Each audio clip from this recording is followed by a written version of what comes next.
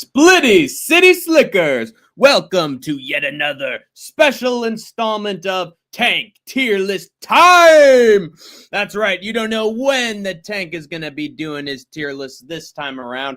I could show up on any given day, morning, night, middle, while you're sleeping. It doesn't matter. It doesn't matter when you're around. Hank the Tank is going to be doing his Tank tier list regardless, on my own time, ladies and gentlemen, because I put a lot of effort and thought and time into my tier lists. But this time, I didn't have to think too much about this installment. I didn't have to think about it because it was suggested by one of the great followers we have here in the Split Decision live chat. That's right, good old Leprechaun Sean Moody had the bright idea of wrestling aficionado Hank the Tank doing the greatest tag teams in professional wrestling history. I rank everything when it comes to combat sports except for one caveat, and that is the sport that got me into the UFC in the first place, the WWE and wrestling as a whole. So I was more than happy to do a tier list like this. I could ramble all day about wrestling, so now I get to do it for a stream. Hooray! Let's get this thing rolling, brother. Yee! I maze it for some of these, hopefully at least 60%, man. Oh, you're going to memorize some of these? Let's effing go. Let's get this rolling. This will be interesting. It will be interesting, Sean Moody. It will be interesting what selections Hank has for his tier list. And I got a few. I got quite a few. So without further ado, let's take a look at the slide we have for my tier list. And it is a beauty, ladies and gentlemen. Ta-da! That's right. We got one of the great visuals of all time in tag team wrestling. Actually, let me show it in the slideshow before I get to it. Here we have good old Jeff Hardy jumping off the ladder onto Edge. WrestleMania, I think it was either 22 or 23. I think it was 23. Let me see. Let me check that actually. Jeff Hardy, Edge, ladder, jumps on, falls on Edge, ladder, WrestleMania 23. Yes, it was WrestleMania 23. I was right. Do you think Davis wins tonight or loses? I think Davis wins. I think Davis finds a round 7 or 8 knockout. That is my prediction. So I got good old Keyshawn Davis to show that power in his fists, man, because his brother just did well on that exact same card. I believe his brother, or it was either his brother or his cousin, got a huge knockout on that card. So that's telling me that both brothers are going to get her done. Yee! So that is my opinion. I can't believe the boxing card isn't over yet. That's fucking crazy. But well, I took Bearding Chick. And that's actually a solid pick. He's a solid underdog to pick. Because Keyshawn Davis, you know, he's not all that proven. He's not tested just yet.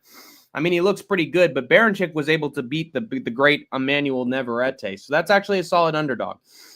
But I think eventually the young swallow the old. And this is combat sports, ladies and gentlemen. So it happens, man. But without further ado, let's get into some of the picks that Hank the Tank has for his tier list and escape this for a second. All right, let's add this. Who will be Hank the Tank's first pick for his tier list? I got an idea. Hold on. Ooh, there's some good picks I got. Oh man, wait. I'm gonna go. Wait a minute. No. All right, there's one. There should be some other ones. How about this one? The British Bulldogs, Dynamite Kid and Davey Boy Smith. Before Davey Boy Smith basically stole the nickname the British Bulldog. It was a tag team. It was those two, and I believe they had a dog. And what was the dog's name? British Bulldogs. They had a little pit bull. Or they had a bulldog, of course. Duh. But what was the dog's name? Yes, Matilda. Yes, they had Matilda. And then that was Winston at some point. But they had Matilda. They brought Matilda to the ring as a bulldog. And these two were incredible for their time. Dynamite Kid famously had 2 of the first 5-star matches from Dave Meltzer against Tiger Mask. And they would win tag team gold against, I believe, what were they calling themselves? I think they were the Dream Team. The Dream Team. Yes, they beat the Dream Team of Greg Valentine and Brutus Beefcake.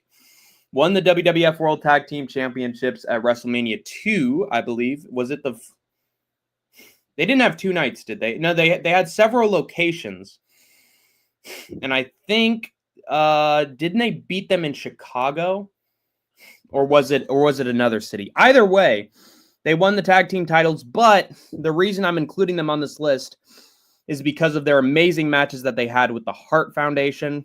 They just produced magic in the ring whenever they were together. I know they sort of died out pretty quickly, but at the same time, they had some amazing matches while they were in their prime. But I'll just always remember their Survivor Series tag matches, their tag matches with the Hearts, and their time in Stampede Wrestling in Japan, as well as Japan, was amazing. Hello, Sean. Sup, Kobe? I'm sad Sean Strickland lost. Yeah, you can't feel that bad for him though, because he lost in dominant fashion. So never had a prayer. A little before my time, I forget the name of their bulldog, Matilda. Yeah, finally Mew is here. Oh, Mew's here. Mew's here. Let's go. All right. A tier or B tier? That is the question, actually. My favorite tag team was the Hardys. You will see them. You actually check this out. Ta-da! There's Jeff Hardy dropping his entire weight onto Edge on a ladder. So made sure that was the main slide. I'm saying A tier, B tier. All right, that is the main debate. So I am going to actually make a poll and let you guys figure it out for yourselves. But yeah, they're a quality tag team. I think Dynamite Kid was one of the first to really implement the headbutt as a finishing move. But unfortunately, all those headbutts turned his brain a little fucking loose because he went full-on schizophrenic towards the end of his life. And that was not pretty, folks. Let me tell you that. Yeah, let me add the poll. Kobe thinks B. B for British Bulldogs. I understand it. I personally, I'd probably go B as well. But what do you guys think? Bulldogs, A or B? There we go. The poll is up. Hey, Ty Betts. Good to see you, my brother. Nacho and Esquileto. Take it easy, Ty Betts. Hey, this isn't no competition, man. You got to be careful when you're talking about professional wrestling because it could bite you. I don't know if you've brought them up, but DIY is S tier, and they will be mentioned. They will be mentioned. Golden Brothers S tier, Benoit and Angle A tier, and DIY S tier. Benoit and Angle, yeah, they had a few matches. You know, they were good matches. They were fantastic matches, but they really didn't last too long, did they? Had a very short shelf life. So, you got to sort of take that into account. DIY.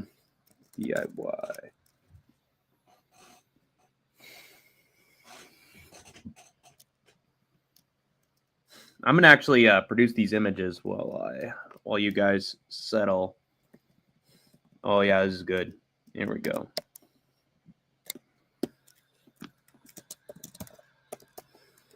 Cruiserweight Classic console.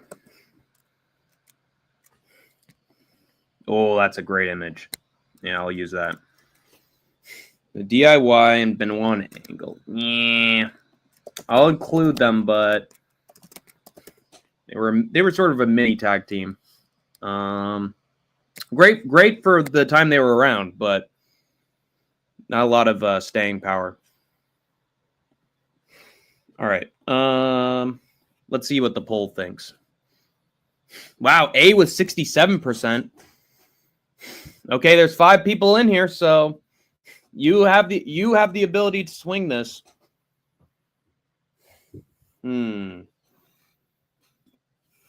Actually, now it's 4, so that's harder. Hey, what the people want, the people get. So I'm sticking with A. Rhythm and Blues, Power and Glory, Powers of Pain, Earthquake and Typhoon. Okay. Rhythm and Blues. Nah. We're not going that far, brother. We're talking about actual greats here. Power and the Glory I could consider. Powers of Pain. I think I have Earthquake and Typhoon. Powers of Pain they're right. Most cage match folks say the Bucks are overrated. What do you think? I think they can be very predictable. I think their matches are quite formatted. The Hardys, you never felt like it was formatted, even though they did a lot of the same shit. They just always changed it up, you know? Whereas the Bucks, like, I think 80% of them are very similar. So I think they're sort of right. A little bit right. Not too right, but a little bit. Honky Tonk was dope with Valentine. Yeah, but were they the greats? I mean, be honest with me. Were they the great tag teams? I can't tell you that's true. I'm sorry. So, British Bulldogs, they're going in A tier, apparently. All right. That's the People's Choice. It's the People's Choice Awards with Hank the Tank. Oh, thank you very much. All right, there they go. They're in there. And the reason they're so small is, trust me, guys, there's gonna be some bigger teams in here. There's gonna be a lot of teams, so get ready. Tonga Kid and Haku. Maybe. But you're missing a few. In my opinion, they can be great even if they are overrated. Yeah, there's stuff that's great about them. But to say, oh, these guys are amazing and they're changing the game and they're dictating the future of wrestling. Like, if they're dictating a future, it's not a great one. In my opinion, Undisputed Era goes in S tier. War Machine A tier. War Machine? I don't make it there yet. No way. No. You see, guys, you need to listen to me here. I'm sure there's a lot about like quality of performance and recent matches that are awesome and these cool moves. But come on, guys, it's about legacy. It's about, on top of it, like, how long were these guys around and how long were they kicking ass and taking names and having great matches, you know? Because I'd consider Undisputed Era for that. Actually, I would. And Mew is saying no way they're S tier. I'd consider it, but War Machine, I don't think they've done enough, personally. I'm just naming off good tag teams. Yeah, but good is not all-time great. This tier list is about the all-time greats, and you're gonna figure it out. It's gonna be a tough lesson to swallow, but you're gonna learn a lesson about the history of tag teams. I'm the professor here. So let's take a look at our next big tag team we're gonna put on the list. Here we go. Here's another classic. The Hart Foundation with Brett and brother Jim Neidhart. And of course, the great Jimmy Hart behind them. Well, I'll tell you, baby. Come on, Brett. Come on, Jim. Let's get this together, baby. I'm going to hit him with a microphone, and then you go in for the cover. Come on, baby. How about it? Let's sing some rhythm and blues. Okay, baby. Yeah, Hulkster the Hart Foundation, not only the original tag team, but the Hart Foundation, as in Bret's later stable in the late 1990s, who were the Canadian Heels, and had some amazing freaking matches, man. Late 90s and late 80s with the Brainbusters, great matches with Demolition, British Bulldogs, basically any good team that they had to work with during the 1980s and 1990s, they had great matches against. I'm wondering if I'm missing something, because the Hart Foundation has been around forever, or at least in terms of wrestling. They were around since like 1984, 1985, and went on to have Bret become a WWE champion, and that counts for something. That counts for something that tag team ended up producing a champion. I'm going to consider that. And Neidhart, fantastic combination of technical ability and power. I think that was just a match made in heaven. Let's see. Yeah, 1985. Owen was in there as well at some point. Their match at Canadian Stampede with Steve Austin, Goldust, Legion of Doom. That was an unbelievable match. Brian Pillman was with them at some point. And let's see. 1985. Hard to believe they were a villainous tag team from the jump. Took on the Killer Bees. They were the final two men who Andre the Giant eliminated. Wow. They're part of history, man. Let me see if I've missed anything. No, there's the British Bulldogs. Lots of Survivor Series matches. Good ones, too. The Junkyard Dog, Bad News Brown. Yeah, Demolition. Fabulous Rujos, Hacksaw Jim Duggan. They defeated Rhythm and Blues, as Sean Moody would point out. But yeah, their matches with the and the Rockers. And they had great matches with the Rockers as well, dude. These guys are part of history. And for that reason, I think they rank pretty damn high. And one of them ended up becoming a WWE World Champion. No Way, Undisputed S tier. Undisputed Era is B at best, in my opinion. The original Gangsta's Public Enemy of ECW. Right. Yes, that's right. A, S or A. I don't know, A tier, I guess. All right, let's have the battle to see who is if it's either S or A. I'd probably vouch for A, but S that could be an option. Hart Foundation. This is fun. This is fun just talking about pro wrestling. But let's see what the people think. And I'm going through all the classics right now, but we'll get there. We'll get there. We'll get to the teams that you know.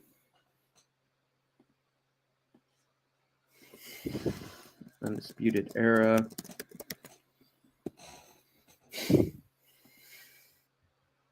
Is Apollo 55 on the list? Let me see.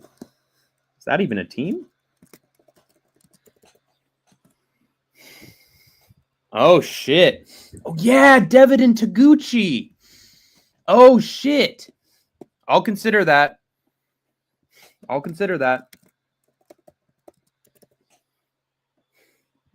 Yes.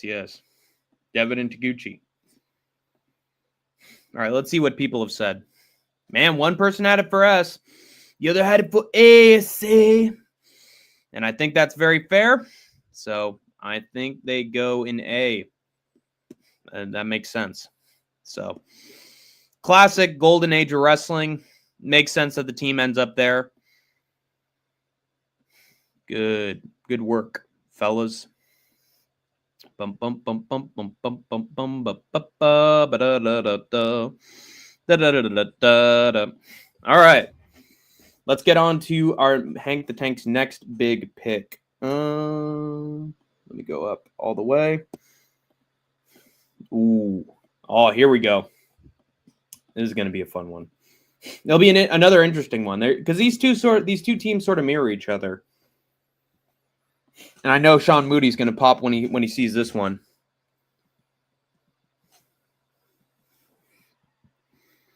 Ladies and gentlemen, the Rockers! You see, one without the other isn't any good. Oh! I knew he was going to do that. I just knew he was going to do that. He don't need Jannetty. I told you that off and on. Are you blind? Oh, my God. Jannetty through the barbershop window. Shawn Michaels, what has he done? The Heartbreak Kid. That's right. The team more famous for their breakup than for their actual wrestling matches, but these two were pretty damn good. They were damn good. They had a fantastic match with the Orient Express. Very underrated tag match at Royal Rumble. I think it was 1991. Let me go through their career. And let me say some more things before I do some research. So these two would have fantastic matches for the Intercontinental title against each other. One of them was fan-frickin-tastic. The other one was pretty solid. Both men would win Intercontinental gold. Obviously, you know that Shawn Michaels would go on to be one of the greatest wrestlers of all time. And that's undefeated and undisputed. That he is one of the all-time greats. As much as he's a prick, or was a prick during the 90s, he ended up becoming a legend. But these guys, great matches with the Hart Foundation, great matches with the Brainbusters, won AWA Tag Team Gold, NWA, AWA, CWF. CWA, they won gold in all those promotions, but not in the WWF. Got to take into account they did not win tag team gold at any point. They never won it in their tag team careers.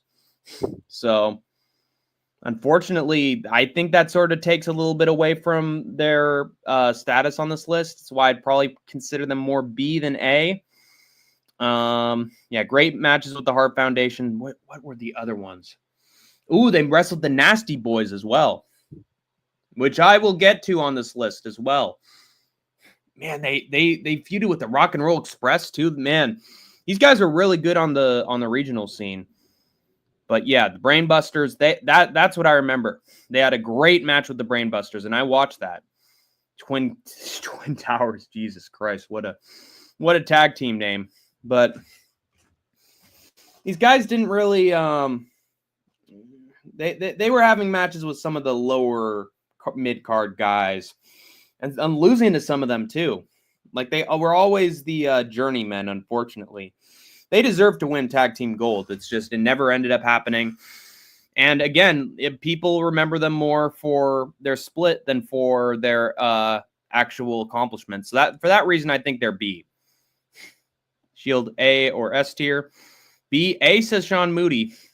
Rockers are B tier. Okay, that is the question. Let's put it up to a poll. And honestly, guys, I would consider C as an option as well. Let's see what happens if I put C. But I personally think they are B. I think B makes a lot of sense.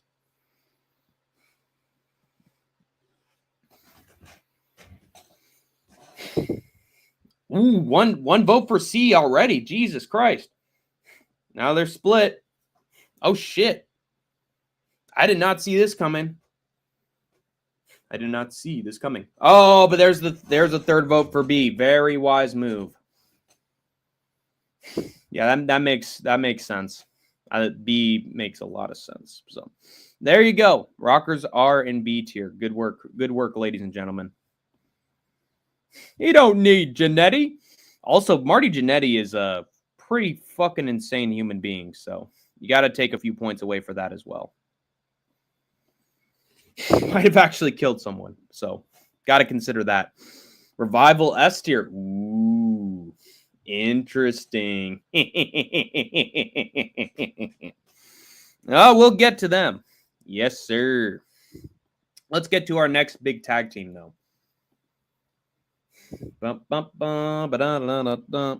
right, what's next on my list? Ooh. Here we go. Now we're getting a little bit more into the modern age. Here we go. Look at these two college athletes. The Steiner brothers. Yeah. You got to consider these guys as one of the all-time great tag teams. Scott Steiner would go on to be WCW champion. Cut one of the greatest promos of all time.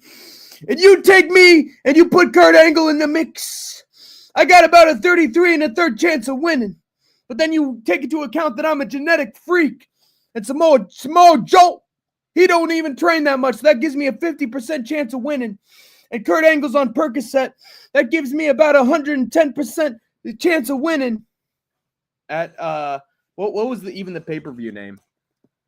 Oh God, Scott Steiner math promo. What was that pay-per-view? The numbers don't lie. So it's Sacrifice. It's Sacrifice. I got a 50% chance of winning. But these two had fantastic matches. People forget, man. Before Scott Steiner was a living legend, the Steiners were living legends. They had so many good matches in Japan. It's fucking unreal.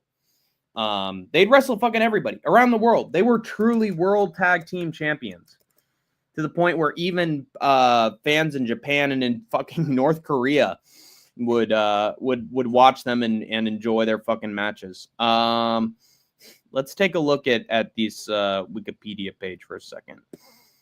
Yeah, TNA, of course. IWGP Tag Team Championship, dude. Before it was fucking cool. Beat the Freebirds, that definitely helps. Beat the Midnight Express in 1990. Fucking crazy, dude. Midnight Express are fucking legends. But they had so many matches, and it's not just about their accomplishments. It's about the matches themselves. Their match with Sting and Lex Luger was fucking amazing. Then they went to the WWF and just found success. Tag team gold, tag team gold, tag team gold. And then, oh man, they went to ECW and had great matches. These guys are fucking legends, dude. Literally successful everywhere. And then, you know, Scott just fucking took off after he betrayed Rick. And that was, you know, one of the all-time funniest characters of all time. But let me go to top rated. Yeah. Let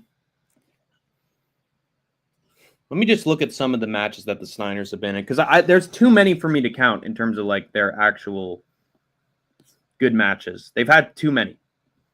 So I need to. But I remember their match at Super Brawl was fantastic. Braun Breaker. Yes. Braun Breaker 2. And that adds to their legacy too. Come on, man. People forget, man, how good Marty was. He was. And there's a reason he won IC Gold from Shawn Michaels. Dude could wrestle his ass off, but you can't tell me he wasn't crazy. He was definitely crazy. Based. A tier. Let me look up Steiner. The Steiner recliner. What the fuck? Scott Steiner. Okay. Let's take a look at these guys. Look at that fucking chainmail, man. All right, Meltzer. I'm sorry I'm basing it off the Meltzer. I know he's a piece of shit. But he did document all their old matches. So it's a valuable case study. Hurry the fuck up. All right. Steve Williams and Terry Gordy. That Dr. Death and Terry Gordy, that's a fantastic match. Sting and the Great Mutas, the Super Show. Yes.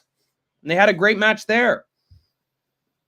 Look at all these fucking Hirohashi and Masachono. They were involved in the first War Games match. Lex Luger and Sting, yes. Ken Sasaki, Jesus Christ, man. These guys were always good. And then they slowed down a little bit. I get it. Still fucking going to the G1 Climax. WCW NJPW Super Show. 4 stars. Let me see. Yeah, in fucking Japan, they were legends. Jushin Thunder Liger and Chris Benoit. Holy fucking shit. It just keeps on going. Yeah, there's a reason that these guys are fucking amazing. God, man. How do I rank this? Where do I place these guys? because there's such fucking legends outside of, like, in every single organization. They're at the very least A, in my opinion. Because of Scott Steiner's career and Braun Breaker's career alone. Man, it's between S or A. I got to be honest, the Steiners are fucking legends. But I'm gonna leave it up to you guys. S or A.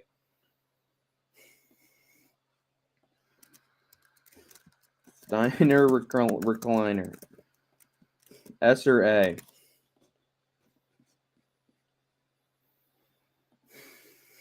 Cage match is better.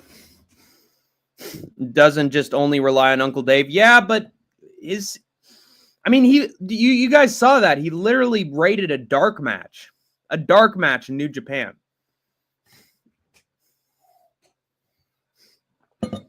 Now, for the 90s, he's a very comprehensive ranking system, in my opinion. Once you get into like the 2000s and the 2010s, then we can talk. Let's see what people think. 2 votes for A. People don't agree. And there was one for S, which is fair. Now there's 4 people in here. I'm Big Pumpa Hug. Papa Pump. Holla if you hear me. Classic. I put S, and that is a good opinion. Cage match has both Uncle Dave's and the People's ratings. Yeah, but it takes longer to scroll through. You have to do like fucking 6 or 7 clicks in order to get through, like, 2 years of their career. That's what I don't know. It takes way longer to scroll through on Cage match. It would take me like fucking 5 minutes to get through it all. I put S. Fistful S tier. Fistful says A and shows up. Welcome. Nah, he says S tier, and I'm inclined to agree with him. Ah, shit, we're split, dude. We're split right down the middle. Oh, 5 votes. No, for A, and A wins. Damn. That was a close contest, man. People forget, man. That was solid. All right. A tier prevails. That was a close one. Yeah, I'm a little bitter about that one. It's okay. The people rule at the end of the day. At the end of the day, I'm going to buy my mama a house. Hey, Pulse Reloaded's here. Mr. The Tank. Happy Valentine's Day was created by the Hallmark Company. Don't believe the hype. Don't believe the hype. You know that one from Public Enemy? Don't believe the hype. How's that Sean Strickland doing? I think he's finally got the ketchup out of his nose. Also, good evening, Hank and chat. Hello, Pulse. Always great to see you, my friend. Do you watch any professional wrestling? Or do you just enjoy being here in the chat?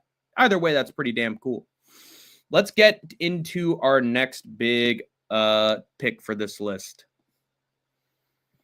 All right. Let me look down my list. Ooh. All right, these guys are legends. I'm either going to be very proud or very disappointed in you guys, depending on how you vote for these guys. This is really going to test your wrestling knowledge here. Fabulous Freebirds. These dudes invented the Freebird rule of a tag team that could be made up of 3 competitors. If there was no Freebirds, there would be no New Day.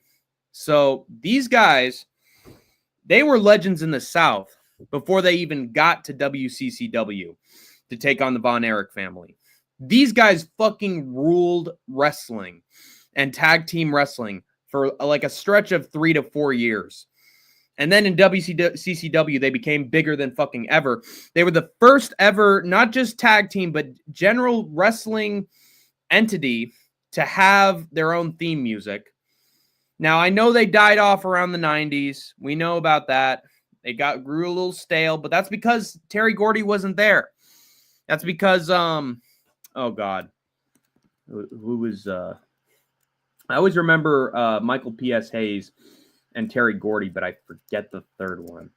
But let me tell you a story about the Freebirds.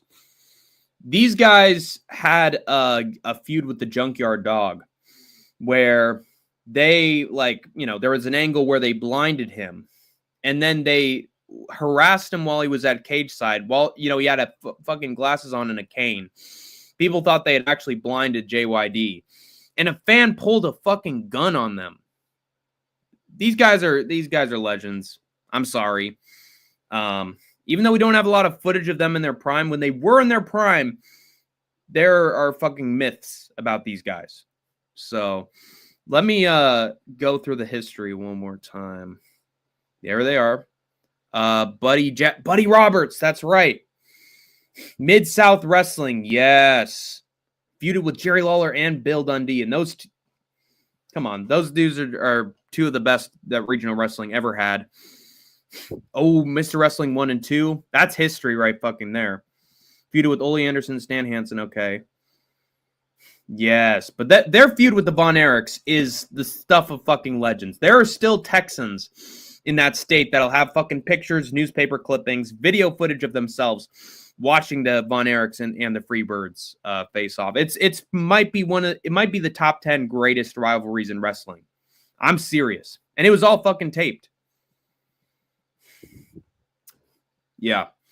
A brief run in the WWF. Yeah, they're literally undeniable. They got into the WWF at some point. And also, you got to take into account that Michael PSAs ended up working for the WWE for decades after that. So, but yeah, for their stuff with, I mean, I honestly think they're at the very minimum A tier. But these guys are some of the greatest heels in all of wrestling. I'm sorry. We'll see. We'll see. We'll see what people think. All right. Let me share the screen again. Yeah, I'm still going through WCCW. B tier. A tier says Fistful of Leather. Fistful Nose. Terry Gordy and Michael P.S. Hayes. That's right. Legendary. All right, let's put up the poll. Absolutely legendary. The Freebirds are fucking phenomenal. Fabulous Freebirds. And just the way they use their fucking facial expressions. These guys are... I'm going to put between S, A, and B. I want to see what people think. But, dude, there was no better draw from a tag team in wrestling in the 1980s. Other than the Rock and Roll Express, none other better than the Von Erichs and the Freebirds. B tier. We'll see, man.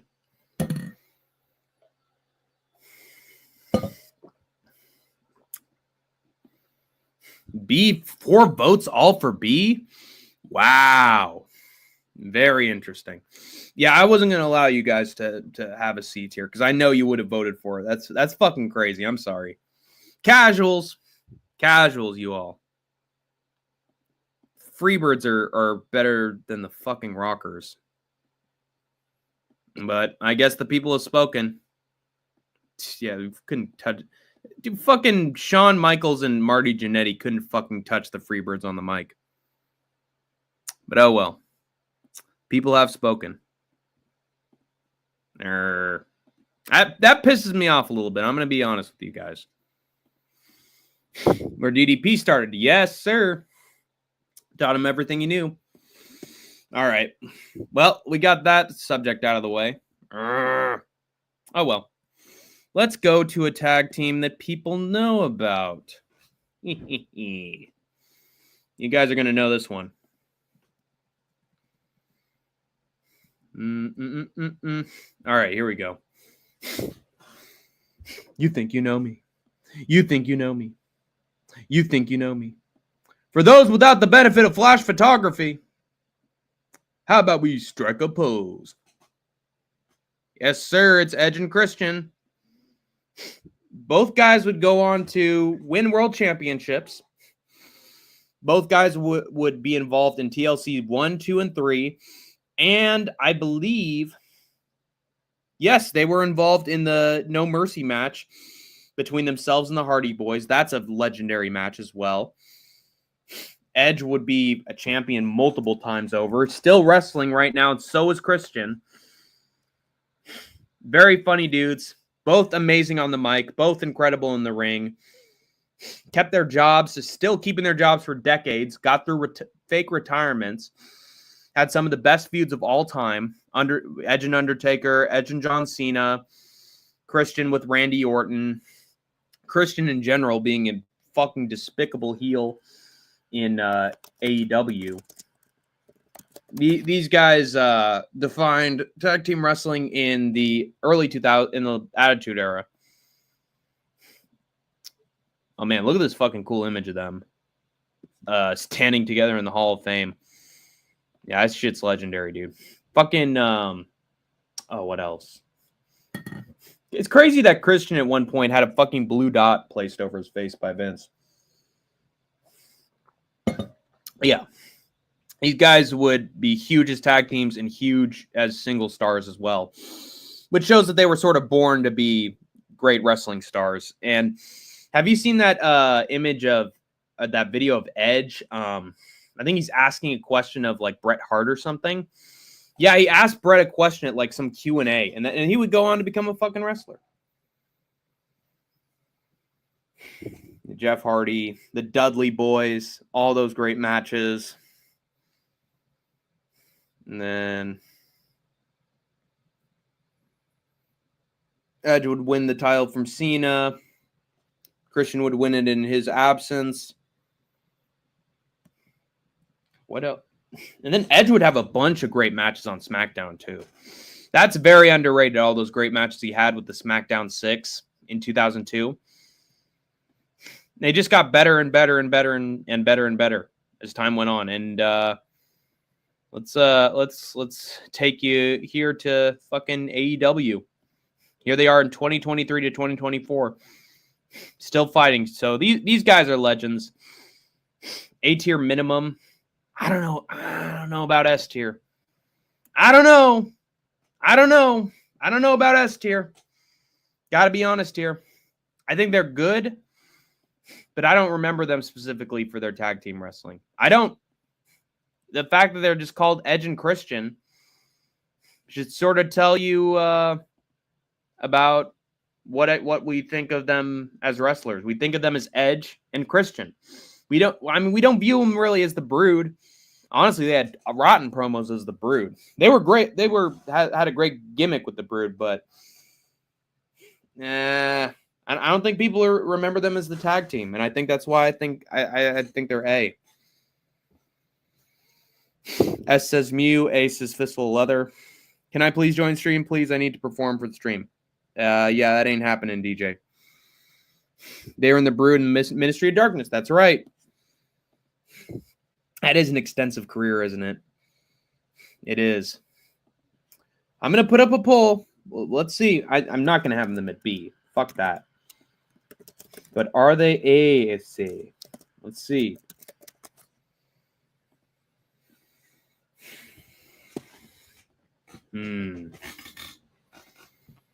No D'ing tonight. Yeah, definitely no D'ing tonight. At least not for me, I guess. Okay, A then. Well, I mean, it's up to you guys. We'll see.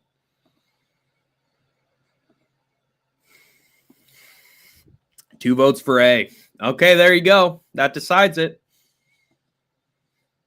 Yeah, I think that's the right move, guys. I think it is. They do have fucking amazing resumes, though. I will give them that. But let's be honest, guys. You sort of wanted the Hardys to win every time they fought each other, right? You sort of wanted the Hardys to win. Or the Dudley Boys. You didn't want Edge and Christian to win. And that's the truth, Ruth. All right. There you go. A tier. And I think that's the right decision. There we go. You think you know me. You think you know me. Okay. Next big pick. Let's take a look. It's in a book, The Reading Rainbow.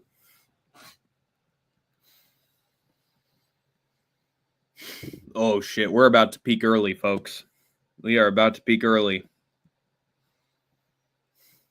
Wait, where are they? Oh, come on now. Uh-oh.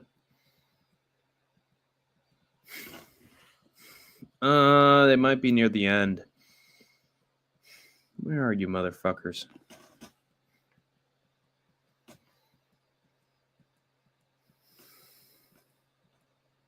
There they are. The Road Warriors. Oh, what a rush! I mean, these are the two guys you think of when you think of tag team. Dominant tag team with Paul. What was his last name? He's managing the APA now. At Paul Ellering. Paul Ellering, that's right. These dudes are fucking legendary. Hawk, Animal, the face paint, domination, won world championships everywhere they went. AWA, NWA, their fucking skyscrapers match with the Midnight Express was legendary. The Doomsday Device might be the greatest tag team finisher of all time. It is. I mean, there's, what do they even call it? What does FTR call that fucking finishing move? Where it's just like, oh, something machine. Chatter machine. That's a good one. Doomsday Device is used by literally every tag team. The Mad Max look. Headlined every WCW pay-per-view. Were huge draws. Look at this image of them. Way back in the day. They look like they're in the YMCA. But everybody knows the fucking Road Warriors. There it is, the scaffold match. Crazy. They dedicated a whole new match concept to them. Their matches with the Four Horsemen were great. Dominated in WCW. WWF, they won the tag team titles, I'm pretty sure. Or if they didn't, they were definitely... Oh, yeah. Yes, they did. And they beat the Nasty Boys, too. They even came back in... well, they won gold. They went crazy in Japan. Oh, yeah, they were huge in Japan. They won the IWGP Tag Team Championship. Won gold everywhere they went. They even beat I think they beat the New Age Outlaws at some point to win the belt. Yep. There you go. Lost the titles. Shit. But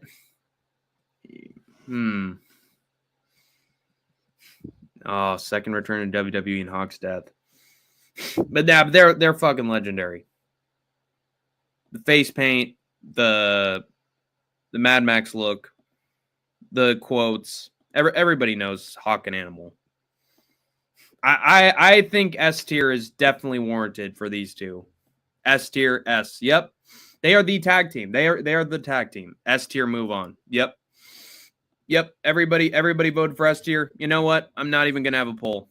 It's clear these. And look at fucking Paul Ellering, young Paul Ellering, crazy dude. All right, they're in. They are in to win. Boom, boom, boom. S tier. Glad everybody agrees on that one. Very, very glad people agree on that one. All right, let's go to. Ooh, man. I'm telling you, we're peaking early. We'll see what people. I mean, come on. You gotta love these guys. They were. I mean, I won't mention anything yet, but where are they?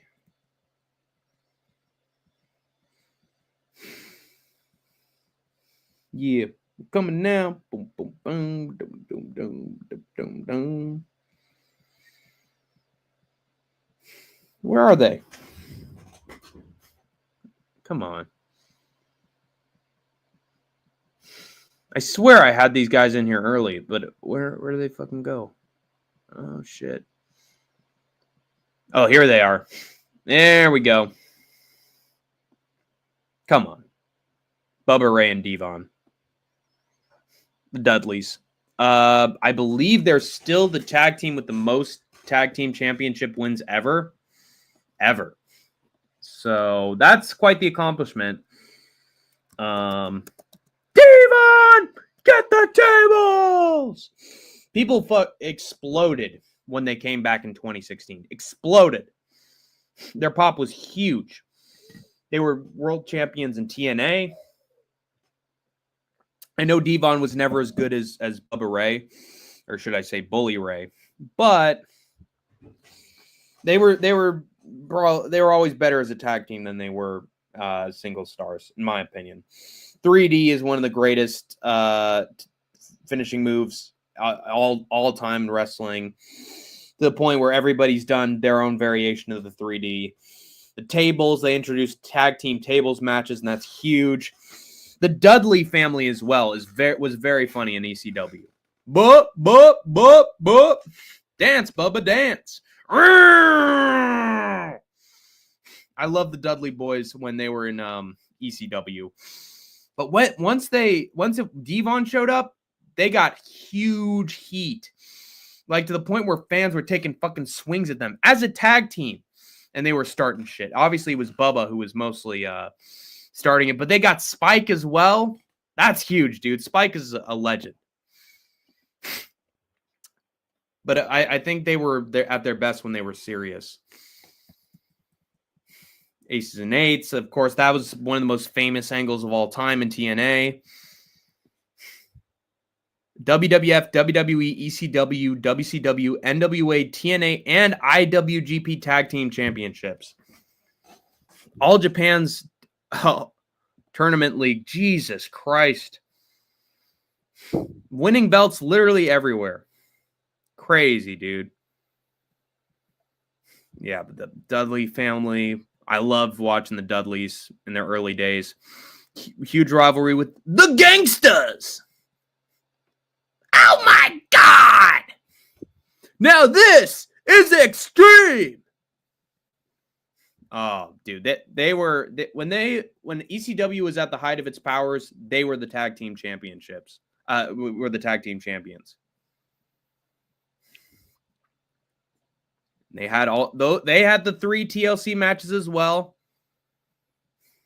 Yeah, Stacy Keibler too. Jesus Christ, overpowered. That's what they were. They were fucking overpowered in their primes. I know that Devon had the testify, but a lot of people are saying A for the Dudleys.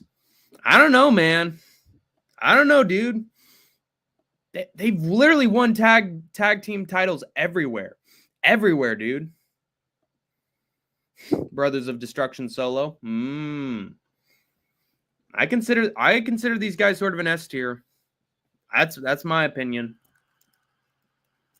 But a lot of people think it's A.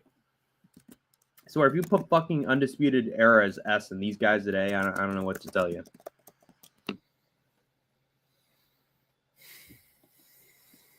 All right. Let's see what they think. See what the people think. Seems clear, though. One vote for S. Mew says S, then. Okay. We'll see. Sean Moody makes his own decision. 2 votes for S. There you go. Hank the Tank, can we collab, please? Maybe at some point, DJ Aiden, just not right now. Sorry to tell you. The 2 votes are S. Good work, fellas. But yeah, the Dudley boys are legends. And that's just the facts. They're better than Edge and Christian. I said it. So. All right. There they are. Let's take a look at our next big tag team.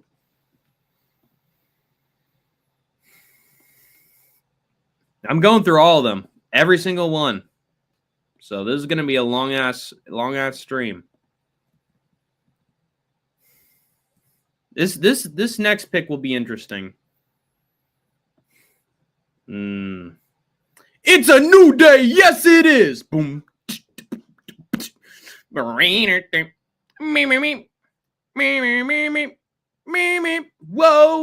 whoa, whoa, whoa, whoa, whoa. Out there in the who you gotta pray. Right down the fresh old plate.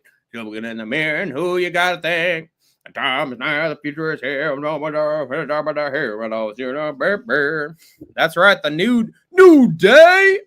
New day sucks. New day sucks. Oh, come on. People are angry at the New Day. But you got to admit, you have to admit, the New Day surpassed Demolition's record as the longest reigning tag team champions. They had fantastic feuds with the Usos. Fantastic feud with the Bar, Cesaro and Sheamus. They were a fantastic heel act. Two world champions, Kofi and Big E. And now they're the most booed tag team in wrestling right now. I don't buy C tier and D tier. I mean, maybe I'll since you guys said it, I'll give you the option of putting them at those tiers. But gotta admit, they 2 world champions, 1 King of the Ring, longest reigning tag team champions. I mean, the Usos broke it, but they surpassed it at one point. And all 3 men got over. And they were huge merch sellers, too. And that feud with Kofi and Bryan was stellar. Come on, you guys got to admit it. Okay? I don't know if I'm going to convince you guys here, but had great matches, had great feuds, won world titles. What else do you need from these guys? That's my opinion. But I would probably place them in B. That would be my decision. I'd put them in B, but I still think they're a pretty damn good tag team. So I'm going to leave it up to choice.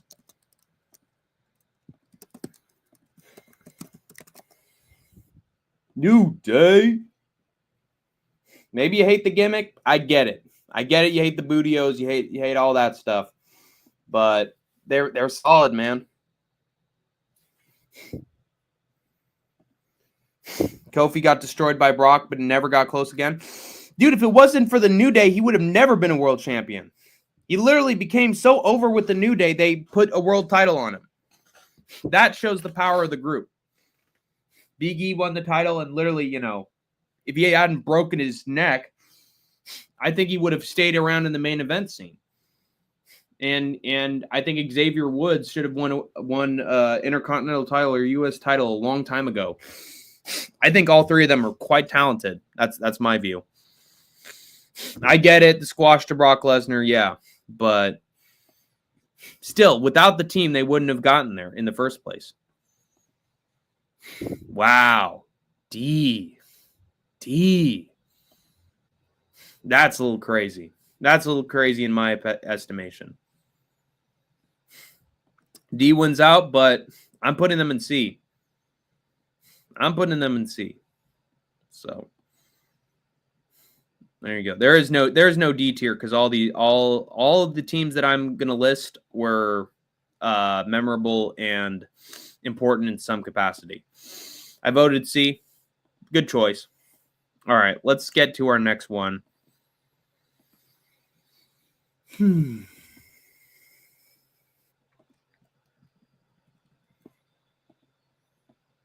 let's keep going down the list. Ooh, this will be interesting.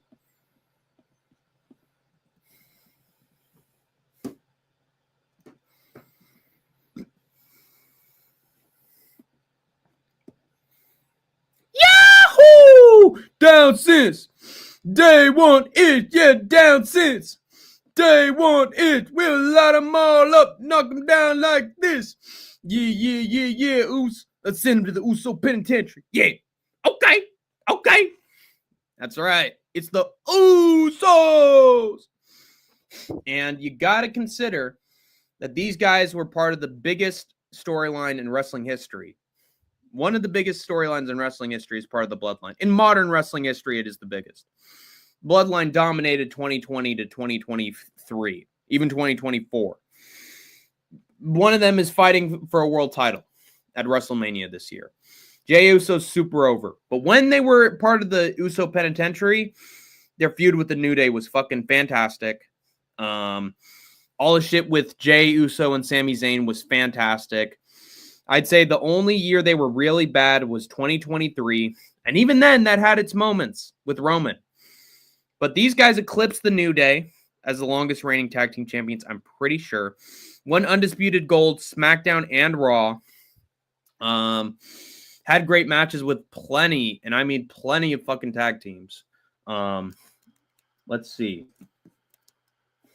In their days, you know.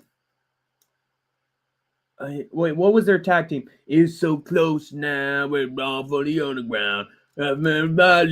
We're so close now. Remember when they had the face paint? Oh, brother. Let me put the Usos wiki,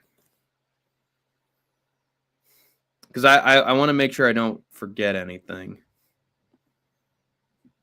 Yes, five-time SmackDown Tag Team Champions, 3-time Raw Tag Team Champions. Longest male Tag Team Championship reign in WWE history, 622 days. Undisputed title with Sami Zayn and Kevin Owens. That was a great match. Let me see what these guys were doing in their early days. JTG, Kurt Hawkins and Tyler Rex. Yeah, not the best of competition early on, but Cody Rhodes and Goldust had great matches with them there. Pretty sure they had some good matches with the Wyatt family. Yes, a brief feud. Yes, that's right.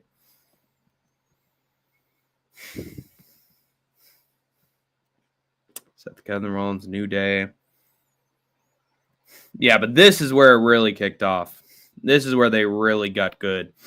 And now they're sort of wrestling. They are.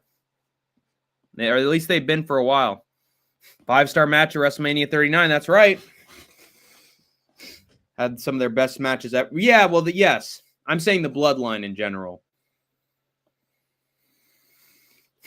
Civil War. That was good. And then it just sort of fell off a cliff. Gimmick is annoying me now. I agree. Now I want him to lose at Mania, but he won't.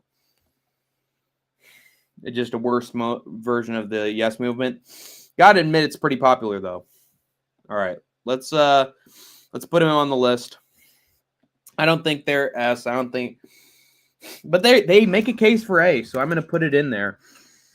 But I think, like people were saying, B is probably a logical option.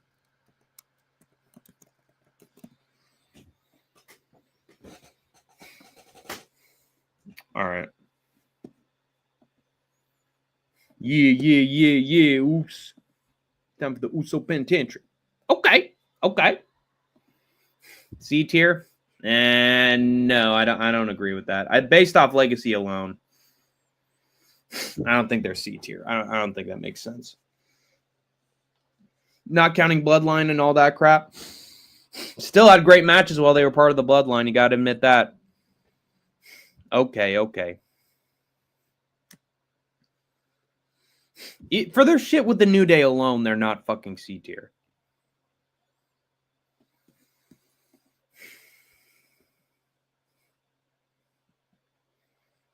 Team Hell No.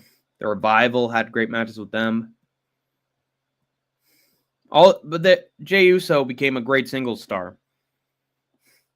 Ooh, that's a good match.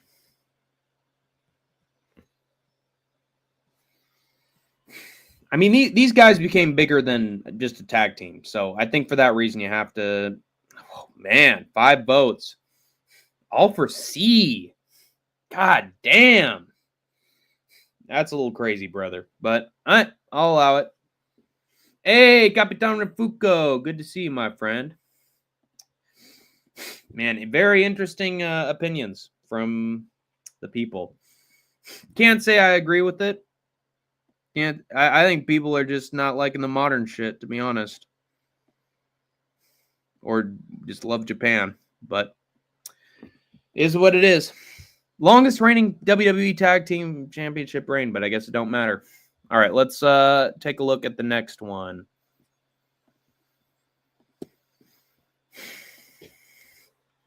What have we got next? Ooh, this will be interesting. This will test people's knowledge. Let's see.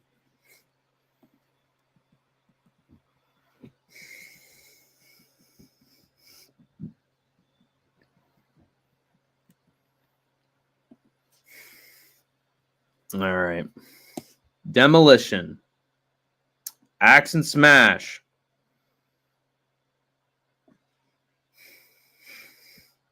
I mean, you could call these guys sort of like discount Road Warriors, right? Oh, big face paint. Oh, they're so scary in metal. They win the belts. Ooh, they have spikes on their arm pads. Ooh, they're so scary. And the only good matches I think they ever had was with the Brainbusters and maybe the Hart Foundation. But these guys were tag team champs for a while. But obviously we don't count that because two of the longest reigning tag team championship teams are in C tier. So I say we get rid of that. Who cares about the fucking Demolition longest tag team title reign? Yeah, they're fun. But then they added Crush, and that was just sort of shit. I don't know, man. I've never really saw that much in Demolition. I'll be honest with you guys. I think they were discount Road Warriors.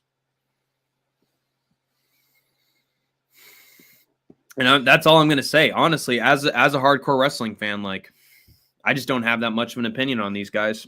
I think they're Yeah, they were Kiss. They're Friday the 13th. Great. They had some all right tag team matches. Their matches weren't even that great. Powers of Pain, Strike Force. Yeah. Yeah, see? The Brainbusters. Those would be their best matches. 2 out of 3 falls match. And then there's the addition of Crush, and it was just garbage.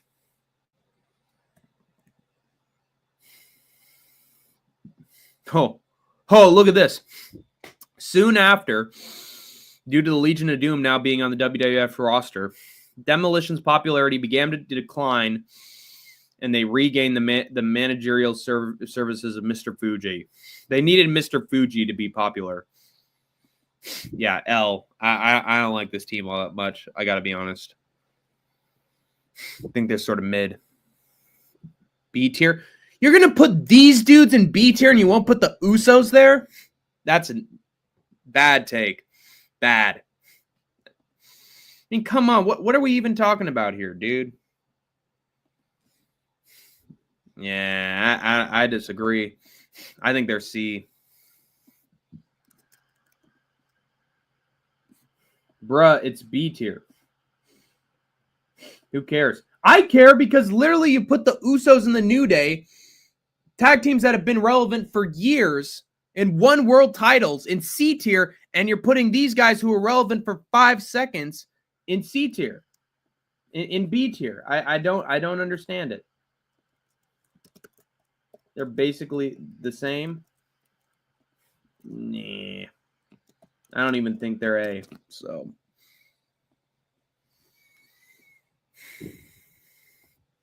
yeah, I don't like Demolition. Oh, they were fun for a little while, but nah. They just didn't even have good matches. Dude, I could name you fucking 5, 10 Uso and New Day matches that are better than what their entire fucking careers. Is the Nation of Domination on the list? I don't know. Not really, because they're more of a stable than a tag team. And they vary on multiple times. 2 votes for C. I'm counting it. There you go. F tier says Fistful of Leather. Gotta agree with you. Fistful of Leather. All right, there you go. SSCCC.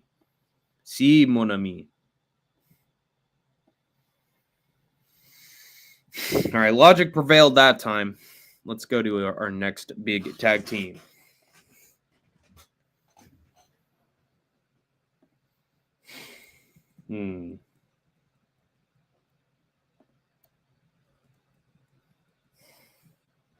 Oh, here we go. Here we go. This is going to be interesting. Oh, wait a minute. Oh, shit. No, never mind. Hold on. I got to include these other guys before I get to them. Shit. I was looking forward to that. But who doesn't remember these guys? Ooh, yeah, the Mega Powers. Ooh. You better get your hands off Elizabeth, you hot dogger. Yeah. Try to talk some sense into him, Elizabeth. Try to talk to him. Oh, you think you're tough, don't you, huh?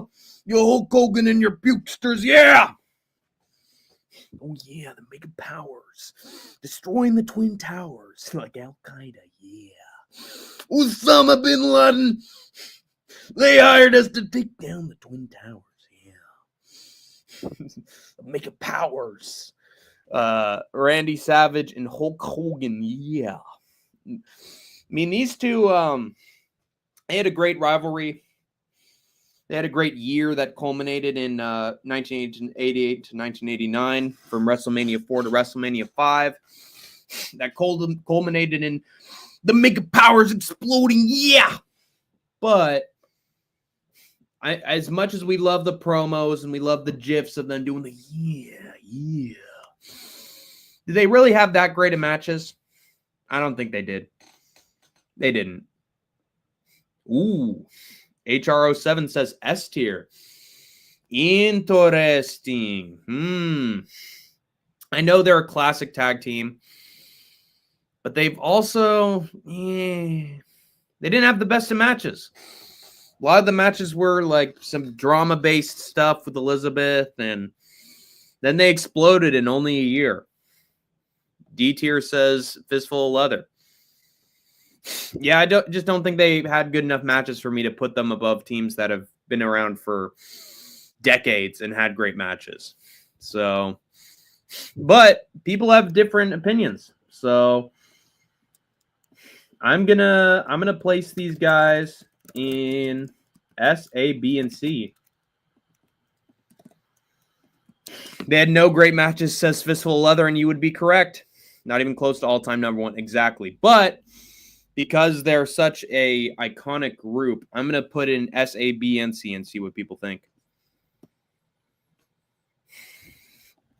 All right, the poll's up.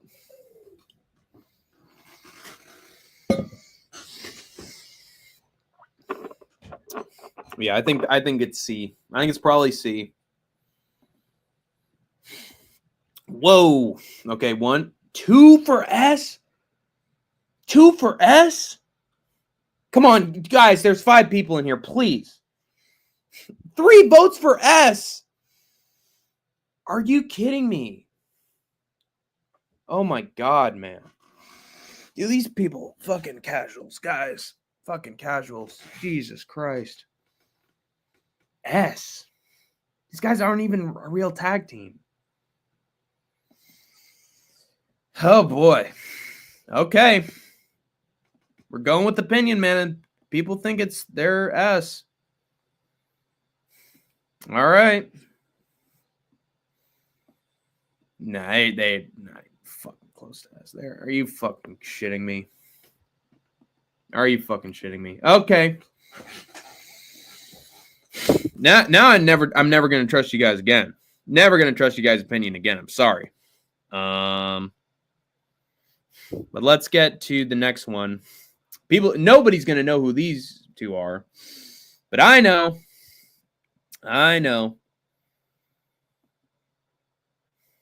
The Jumping Bomb Angels. First ever women's tag team champions. Did drop kicks off the top rope. And that's why they were called the Jumping Bomb Angels. They were the first big women's tag team. Maybe that's not true. There are probably ones before them, but they were probably the most notable because they won WWF Gold. Let's take a look at their description. Groundbreaking style and approach to wrestling, high-flying attacks and fast-paced, hard-hitting action. And this was the late 1980s. Yeah, AJPW, winning big tournaments. 2 out of 3 falls matches in the 1980s. Won WWWA.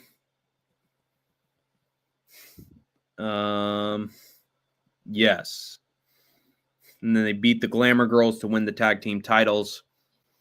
And they didn't have that long of a career. Let's be fair. They're probably going to go and see. But you have to recognize them for being the first ever women's tag team champions before they ended up introducing that belt. So I think they're history makers. That's why I had to include them on this list. They are the women's tag team. That is my opinion. Damn, who's the baddies? The Ling Ling Twins. They are the Jumping Bomb Angels, and they were the first ever women's tag team champions. Are they from Stardom? No, they're from All Japan Women's Wrestling. Let me look at that one more time. Yes, All Japan Women's Pro Wrestling in the 1980s. I think people are trolling on votes, probably. D tier. Dude, you called the fucking Mega Powers S tier. Don't tell me fucking shit about where these teams are placed, bro. Crazy. That's fucking crazy. I'm sorry. Anyway, but I'm gonna put in the poll. I'm gonna see what people think. Let's see,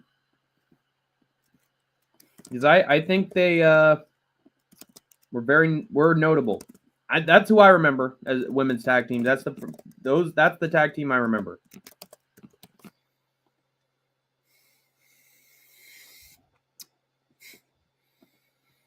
The Ice Climbers. Nice. Yeah, featured in Super Smash Brothers.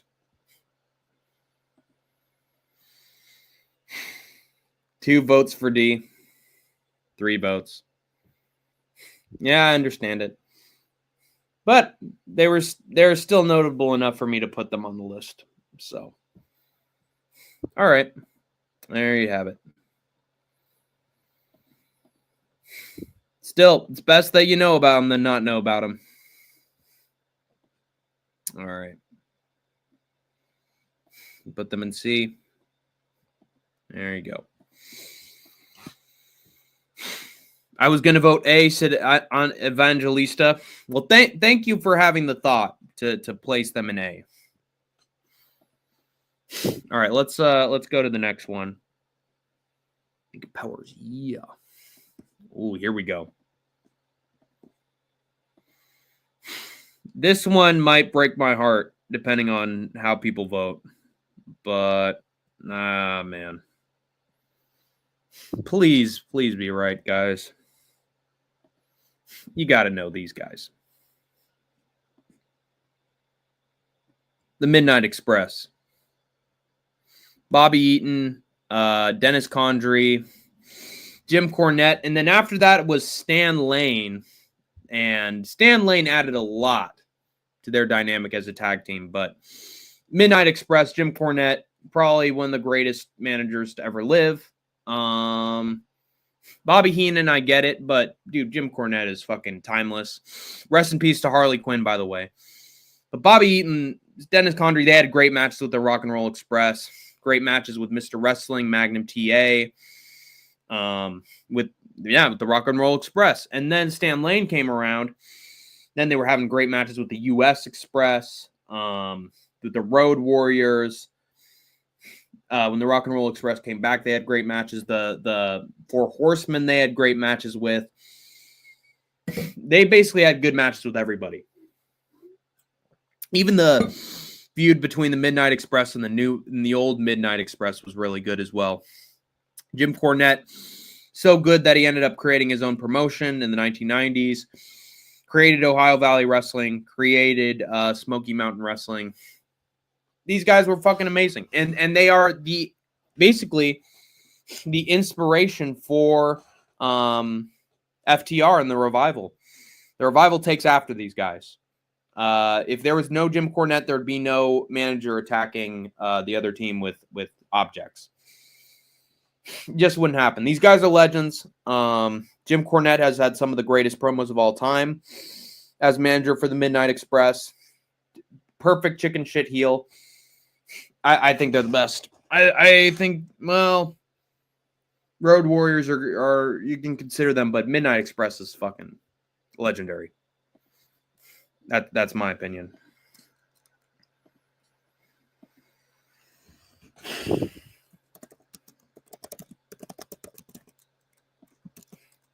I'm going to put it between S and A because I will not accept B. I will not. Midnight Express and Rock and Roll is one of the greatest tag team rivalries ever. They had good matches with everybody. Everybody. I think S makes a lot of sense. Ooh, it's sort of a tight race. 3 votes for S, 1 for A. Oh, tied. Oh, God, we're tied. It's now coming down to a 5th vote. You're going to allow the fucking Mega Powers to be an S, but not these guys? Come on now. See fucking reason, guys. This tag team was actually having good matches when no tag teams were having good matches. Please, I'm fucking begging you. You motherfuckers. Wow. Rotten. Fucking garbage. Yeah. That ain't, nah. Whoever did that last vote, fuck you. Okay. Wow, dude. Right up there with the fucking British Bulldogs and the Hart Foundation and the Steiners. Dude, Midnight Express aren't the fucking Steiners. They're above the Steiners. Best manager. Fuck Elizabeth. It's fucking Jim Cornette. Can we revoke the Mega Powers S, please?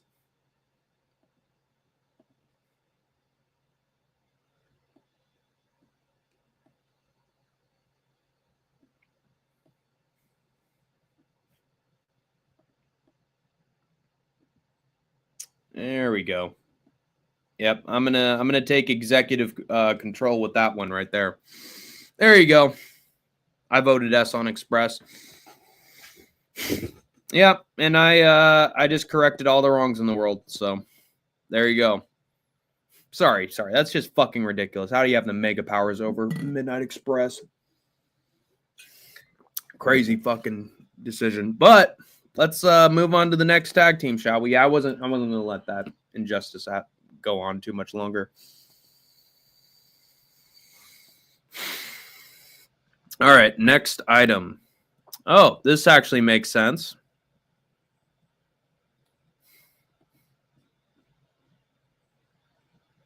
Ricky Morton and Robert Gibson, the Midnight Express. These guys are so freaking timeless that Ricky Morton is still taking Canadian destroyers in AEW in like 2021 at like 68 years old and doing suicide dives through the ropes. These guys, I think, were the first major users of the double drop kick. Had a great feuds with the Koloffs, the Russians, with the Midnight Express. Had a feud with the Gangstas in Smoky Mountain Wrestling. That was a huge match. And I think these guys are timeless. I think Ricky Morton is better at selling than pretty much anybody. Robert Gibson, it was just a classic formula. Girls went fucking crazy for these guys. Fucking crazy. I think these two were the first ever draw as a tag team. I mean, there was the Dick the Bruiser and the Crusher in the 1950s. But these two right here, they basically carried WCW on their backs for years as a tag team. They were a draw as a tag team. So, and the fans couldn't get enough of them and still can't get enough of them. They are the Rock and Roll Express. B tier says Fistful. Nah. Nah, get that shit out of here. They're A tier at minimum. So I'm gonna put it between S and A. I don't think they're B. If you're gonna have the Midnight Express, and that's my decision to make them fucking S instead of A, then I'm gonna consider Rock and Roll Express on the same level, if not above, but at the same level. Rock and Roll Express and Midnight. Ricky Morton's still fucking taking Canadian destroyers at his age. It'll be interesting what the votes are here.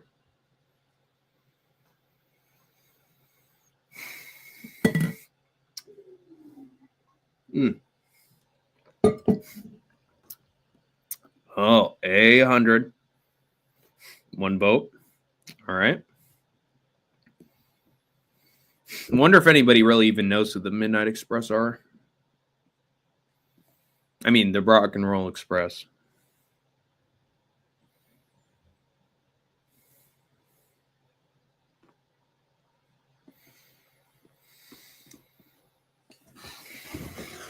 Oh. And listen, I respect putting them at A instead of S. I get it. But these guys are the babyface tag team. Let's make that very clear.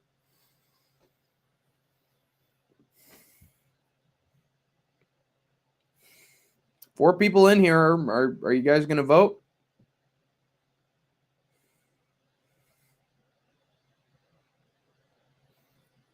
If a few more minutes go by and nobody's voting, I'm sticking with A.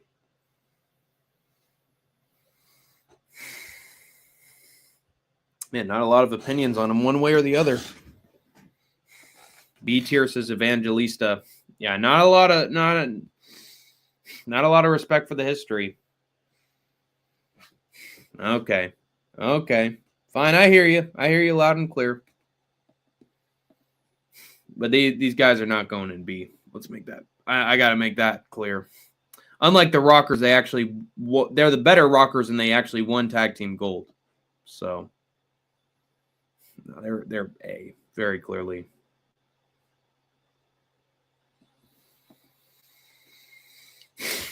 All right, next tag team.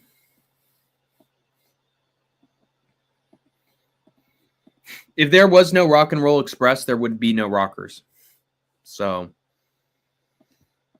let's get to another one. Ooh, this one will be interesting.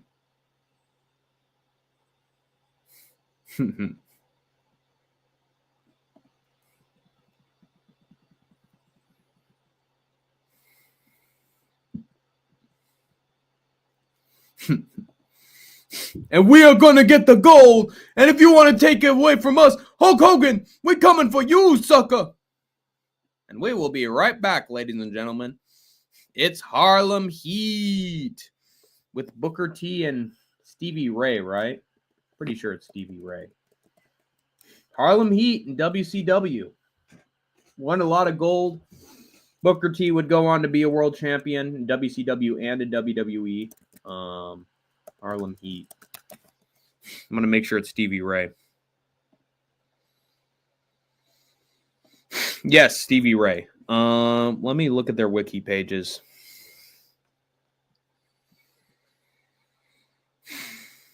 Sid Vicious, defeat Ron Simmons, Worldwide.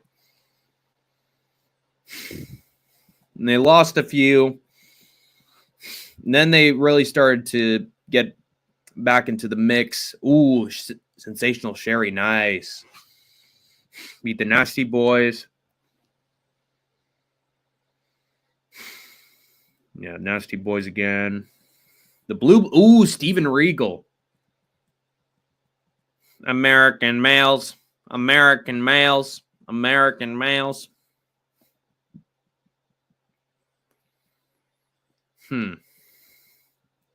Public Enemy. It's classic.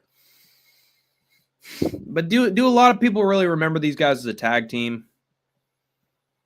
Let's be honest now. They won a lot of gold, but Do people remember them that much as a tag team? I don't think so.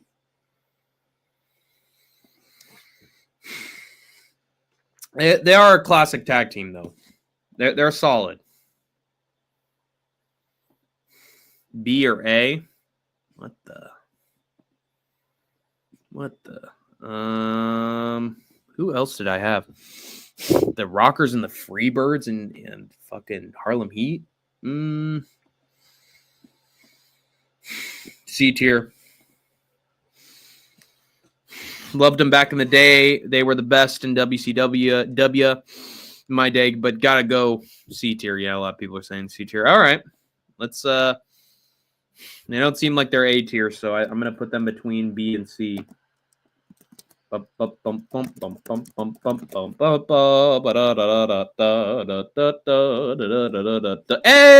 look who we got here in the split decision chat. It's Big Red, Dylan Chaikin. How's it going, Dylan Chaikin? Good to see you, my man. Hey, I get custom emojis? Yes, you do, Big Red. As a member, you get Angry Hank emojis. For when I'm getting into a disagreement with Idaho live during one of my fight companions, you can use the Hank the Tank emoji. What fun it is. Oh, not Dylan's taking full advantage of this stuff. Idaho box, yes. Classic. And I'm going to be expanding on them too in the future. Good shit. Wow, more people have it for B than C. Hey, respect the hustle. They're solid.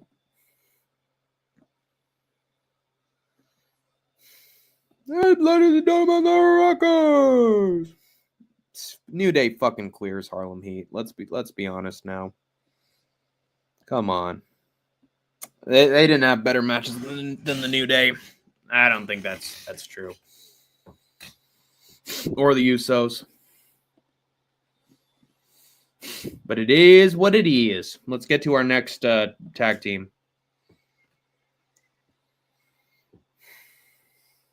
What do we have here?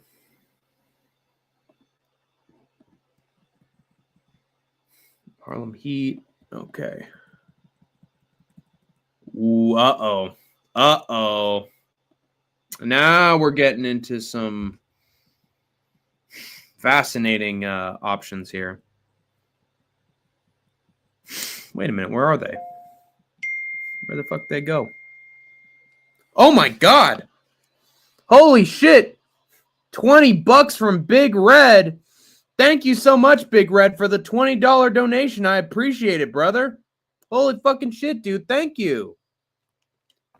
That's the reward for the fucking membership emojis. And you know what, guys? I'm going to add some more, including some ones of particular members of the Split Decision live chat that you haven't seen in a while.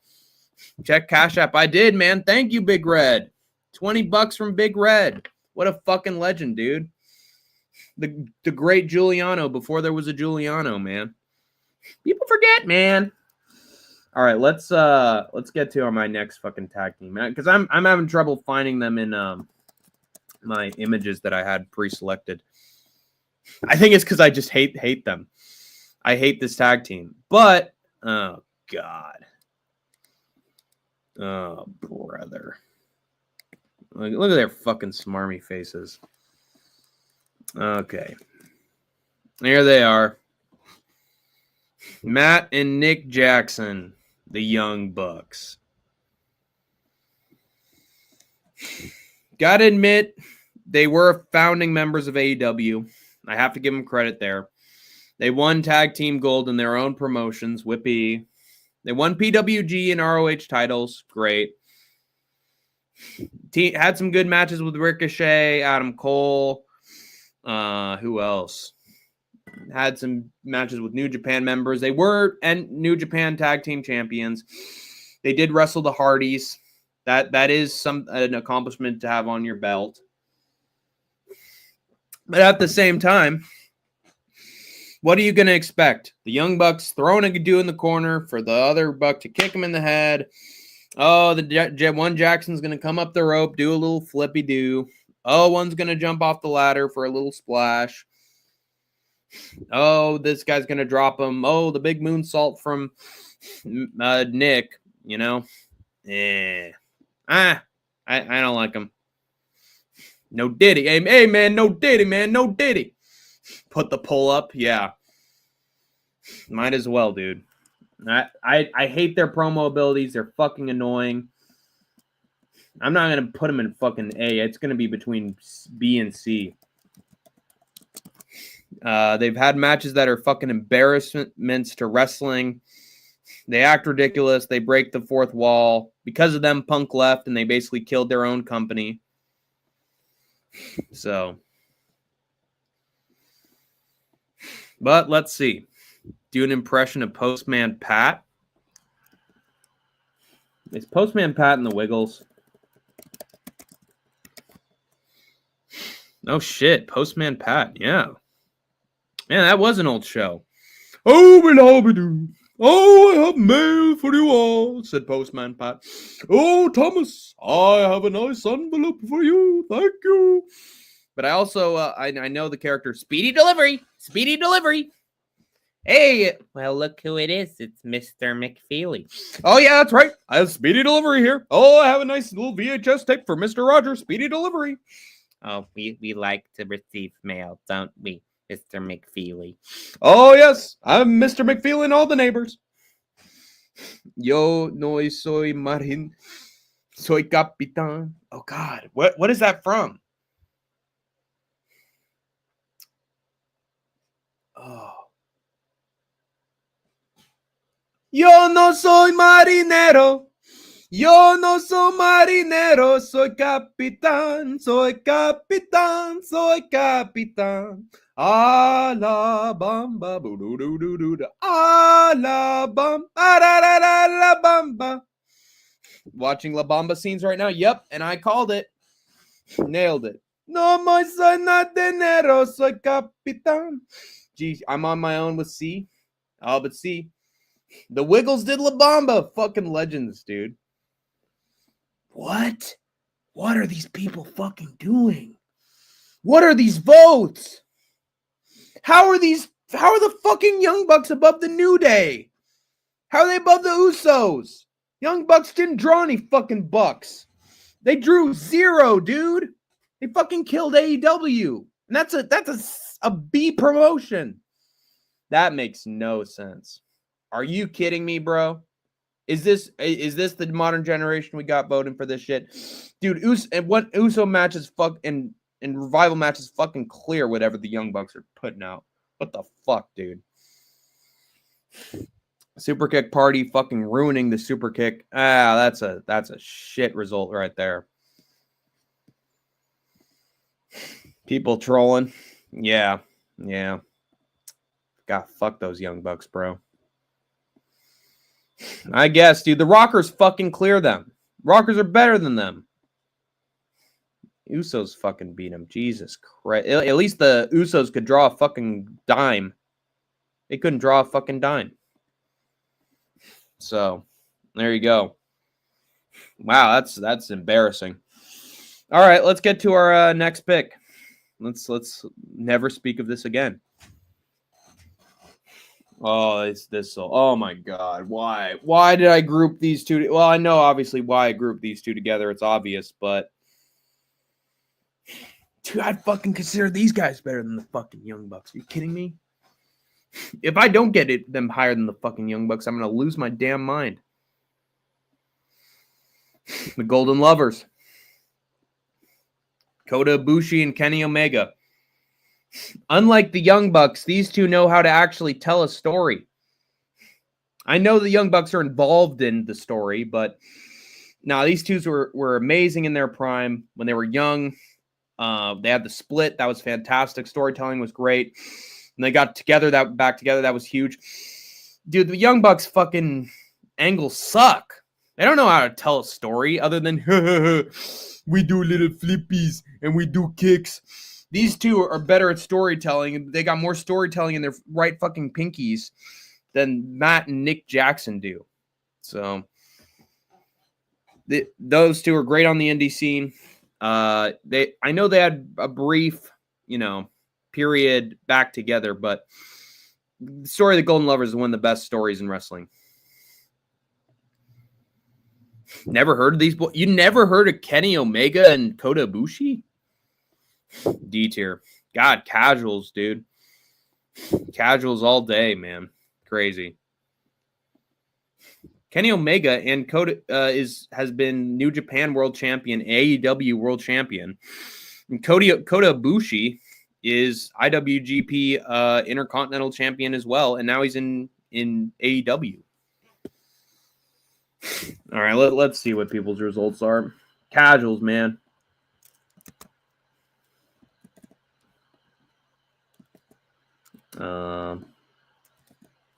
And I'll see what people's opinions are if they're all over the place. Because there are some people that would consider these guys the best.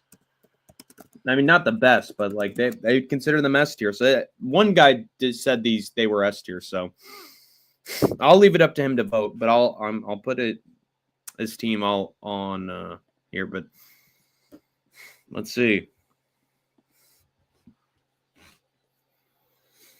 But yeah, you got to look up on YouTube the story of the Golden Lovers. It's classic. It's a modern day classic story. 2 votes for C. Damn. There it is.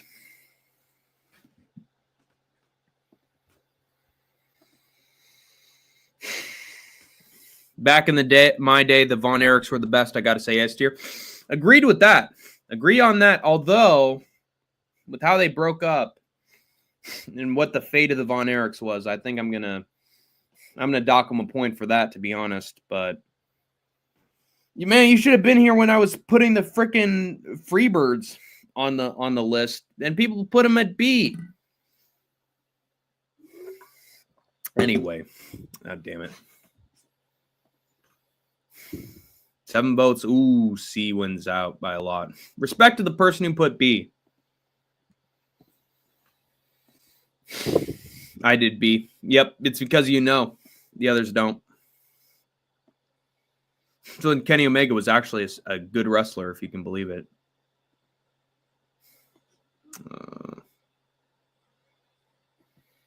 Two lovers entwined, pass me by, and heaven knows I'm miserable now.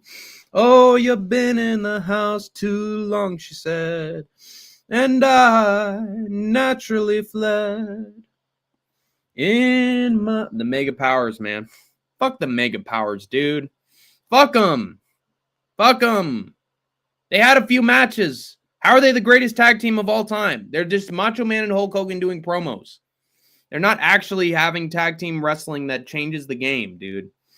I know they made money at the very end, but how many matches do they have? 3, 4? Back in the day. I know. But this is about wrestling, man. This is about wrestling. Me and Ty working a double shift today. Thank you, Lane. I appreciate it. Something tells me HR, he wouldn't miss this. No, wait.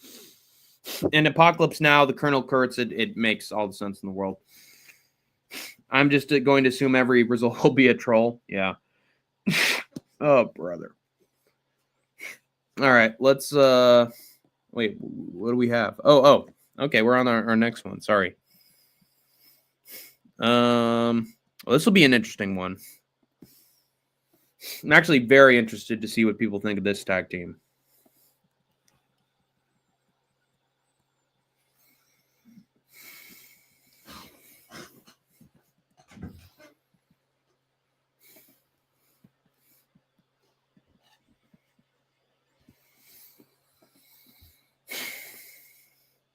There they are. Eminem, Morrison and Mercury, and Melina, I believe, as well. Now, I remember from hearing accounts of these guys before they were in WWE, they were reviled as heels. They had huge fucking heat in OVW. And then they went to WWF, won a bunch of gold. I believe they won like 3 or 4. Had 3 or 4 championship reigns. A lot of people remember them for that brutal injury to Joey Mercury when that ladder from Hardy just split his nose in 3 places. But these guys were solid. Starship Pain with John Morrison. I think these guys were a very solid tag team, in my view. At least during the Ruthless Aggression era, these guys were one of the best. I can understand giving them C, but I am not Deadpool. Shut your mouth. How do you know who Deadpool is, though? Thanks for ruining it, guys. Sounds like something Deadpool would say. Ooh. B or C. Decent, probably B or C. Okay, that's gonna be the poll then. You choose who gets to blow up the other boat. And here we go. There are 2 bombs I have on 2 boats. You choose. Morrison carries. Yeah, but Mercury was solid, dude. I think Mercury was fantastic on the mic. I think Mercury was better on the mic than Morrison was. And Mercury, wasn't he also part of J&J Security? Yeah, he's part of J&J Security. He was fucking awesome in J&J Security. S tier for Eminem. Wow.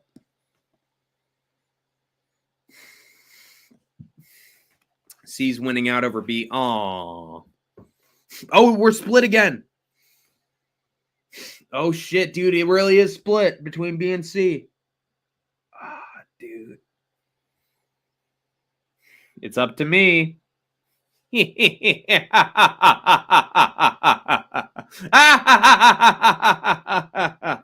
Revenge. Revenge. For you putting fucking New Day and Usos in C, guess where Eminem's going?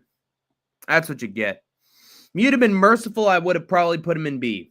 Instead, you guys were putting the fucking Cucamonga kids in B. So, there you go. There's a revenge right there. Sorry. All right, let's get to the next tag team.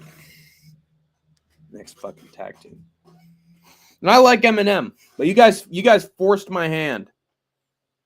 Well, that's what you get. Varmints.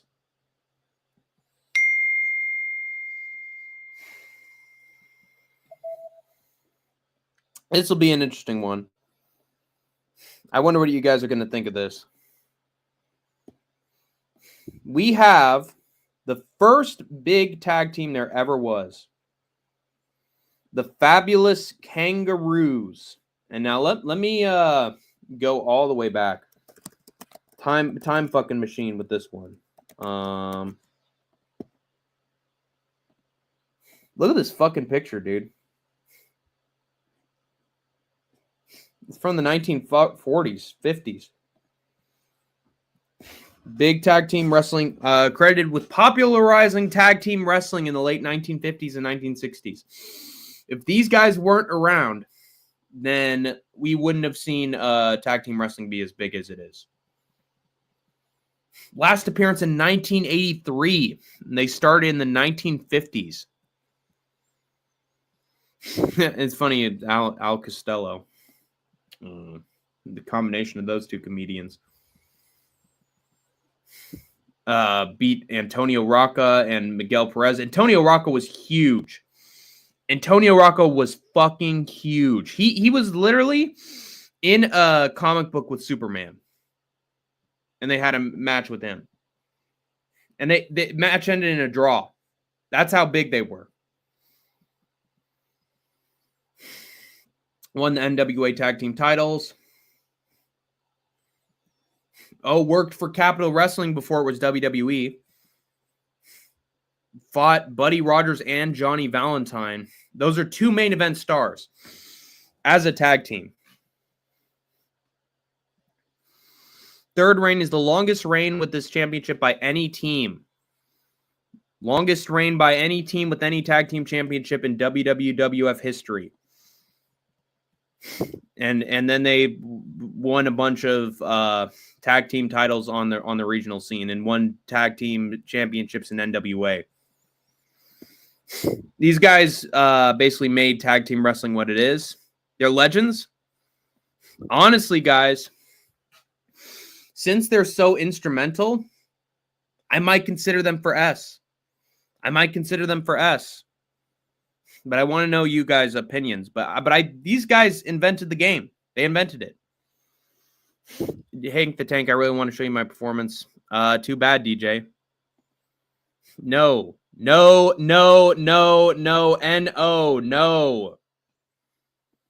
Let DJ perform One Direction. How about no? Not now. I told you that already. Who the hell? The Fabulous Kangaroos. They basically started, they originated tag team wrestling.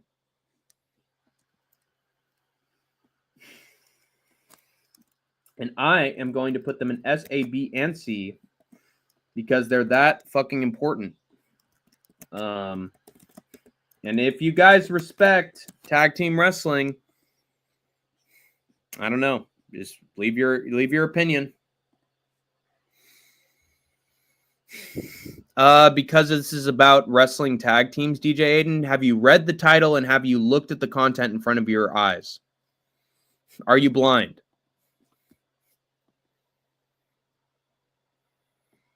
C with 100%. Damn. No respect. No respect at all. Despicable.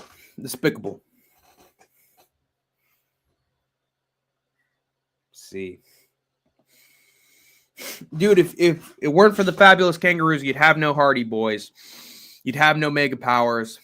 You'd have no Dudley Boys, and you'd have no Road Warriors. Now, this was your mistake. Oh, well. I'm not angry. I'm just disappointed. All right, let's get to the next one. Okay, here we go. People will be very opinionated on this group.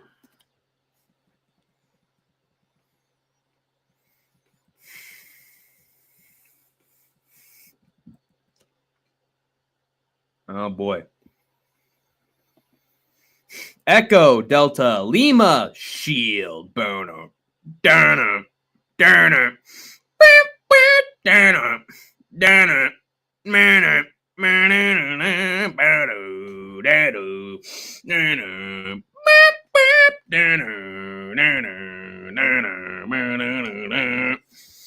It's the Shield. Oh, I would have voted S tier. Thank you, HR07. And that's on the best song ever.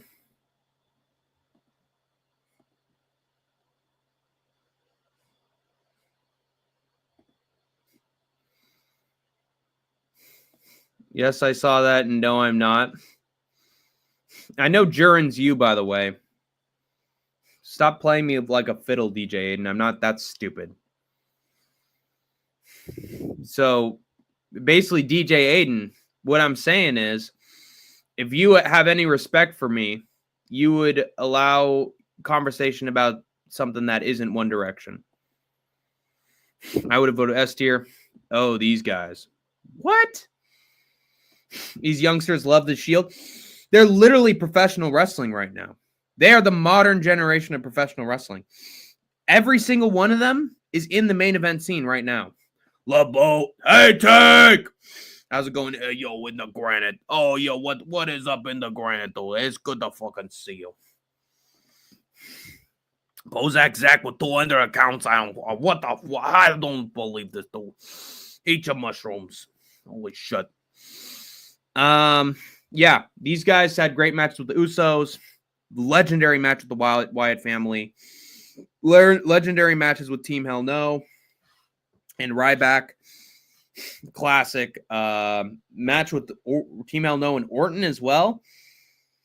Had good matches with Evolution. Even with the fucking New Age Outlaws, they had good matches. I believe they fought. Then Cody Rhodes and Goldust. They had a great match with those guys. They broke up. They've teamed back up. They've won tag team titles. They've had revivals, and now they basically rule AEW and WWE. God, you can put these guys at S. I'd probably have him at A, but S is very much a possibility here. What's up, kid? Yo, what is up, Hank, though? I know you, bro. I like One Direction's my favorite group, and I really like you, Hank the Tank. Yeah, I know, DJ. It's just, you can get very overwhelming with it. Just ban DJ at this, but no. He's been part of the channel. A, says Mew. Okay. I'm not going to have these guys at C. So, the Shield. I'll have them between S, A, and B and see what people think. But I think A is the right choice, in my opinion.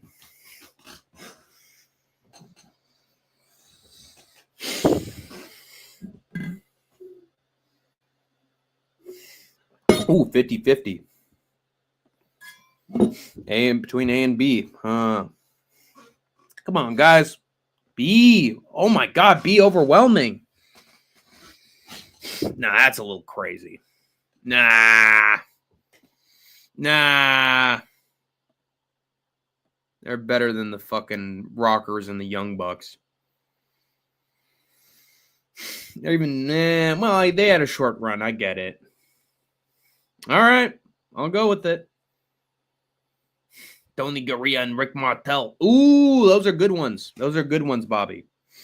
I love Rick Martel. What did he call himself? Didn't he call himself Pretty Boy Rick Martel or something? And he had a fragrance called Arrogance, and he'd spray it all over himself when he was wrestling. Love Rick Martel. The Rick Martel's the fucking shit, though. Trolling. Again. Yeah. Not good. Not good at all. Terrible fucking trolling. Mega Powers would have mopped the floor with them. Well, too bad because the Mega Powers are in fucking C tier, so eat a dick. All right. Let's go to the next one.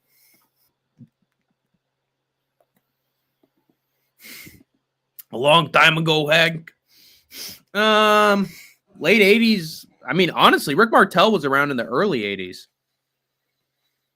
So, yeah, it was sort of a long time ago. It's almost, like 40 years. A long, long time ago. I can still remember when he talked about it and said a smile. The lovers cried and the poets dreamed. Dude, if Don McLean can sing about American Pie like it was a long, long time ago, then I can sing about Rick Martel in the late. Yeah, that's a while, dude. They didn't even have HD TVs. They didn't have video games. They didn't have computers. That was a long time ago. So, all right, let's get to the next big tag team. Actually, that gives me an idea.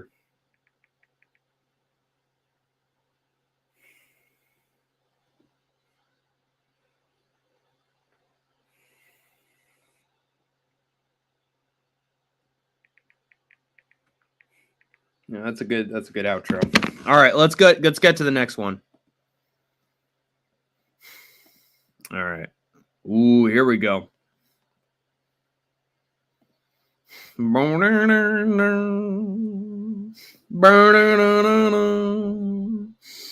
Catching flies in his mouth, tasted freedom while he did. He's coming back to the top of the stairs, He will see the sun again for years to come. He's broken out in love. The Heart Foundation. I have those guys at A tier. So good shit. But yeah, it's the Wyatt family, man. And two of them are gone. Two of them have left this world, man.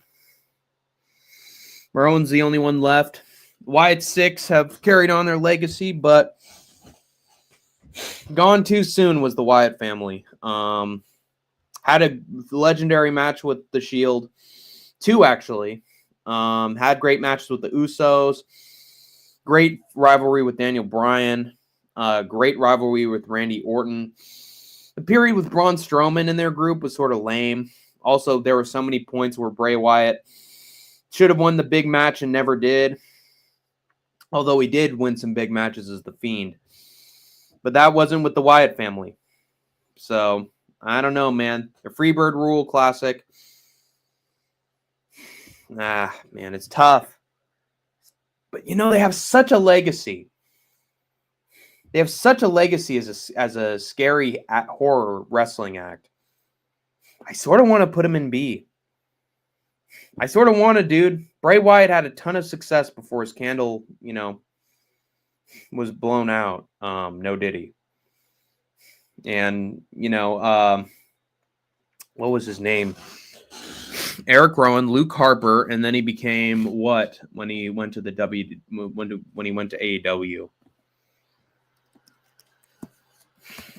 Shit, why do I forget who he was?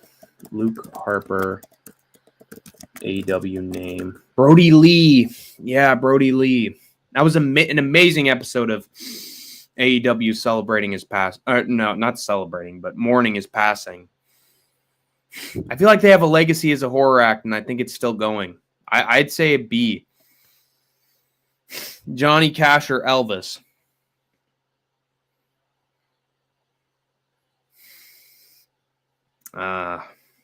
Johnny Cash. Johnny Cash is my fucking hero. Yep, the Man in Black.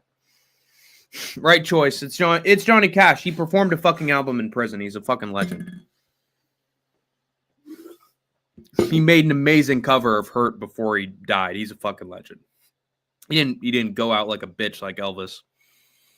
It's a hard one for me.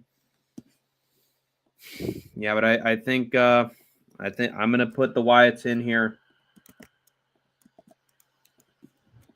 Let's see what people think. Wyatt family. I'd personally have them in B. I'd have them in B.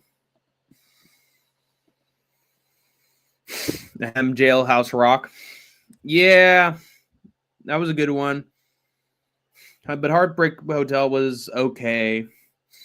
But did Elvis ever write the line, I shot a man in Reno just to watch him die? I walked the line. The Ring of Fire.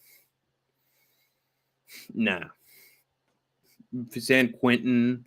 I hate every inch of you. You beat me and you scarred me through and through.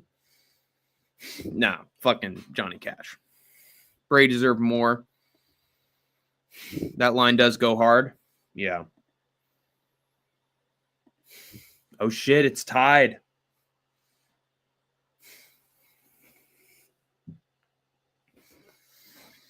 Lots for A, lots for C. Yeah, I'm gonna use my executive power. I think since you're so down the middle, I'm gonna put him in B. There you go.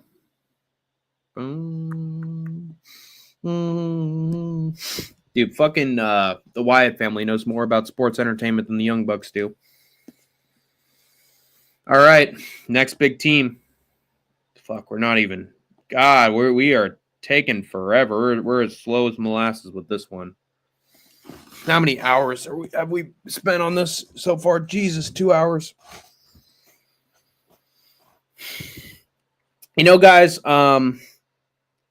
Guys, here's a thought. Can I make this a series? Can I make this a series at some point, and I'll return to it next week, and we can continue to go through. What do you guys think of that? Because this is a comprehensive list. No Chill said, end your stream and join his. Why? But so does On Cold and Gray, Chicago Morning, a poor little baby born in the ghetto. Yeah, that's classic. Thinks he fucking knows black culture. This definitely deserves a part 2. Make it a series. I don't know. He said, okay, all right. I'll end it soon. I'll end it soon. How many more teams do you want me to go through before I wrap it up for tonight? I would like it to be a series. Do you want me to end it now? Because I can end it now and we can get more fun stuff next week. But yeah. Do you want me to do a few more? Yes, they're on the list. They're on the list. But would you like me to do some more, or should I wrap it up? One more good one. Okay, that's a good suggestion. Yeah, you can tell him. Sure. All right, let's do a big one.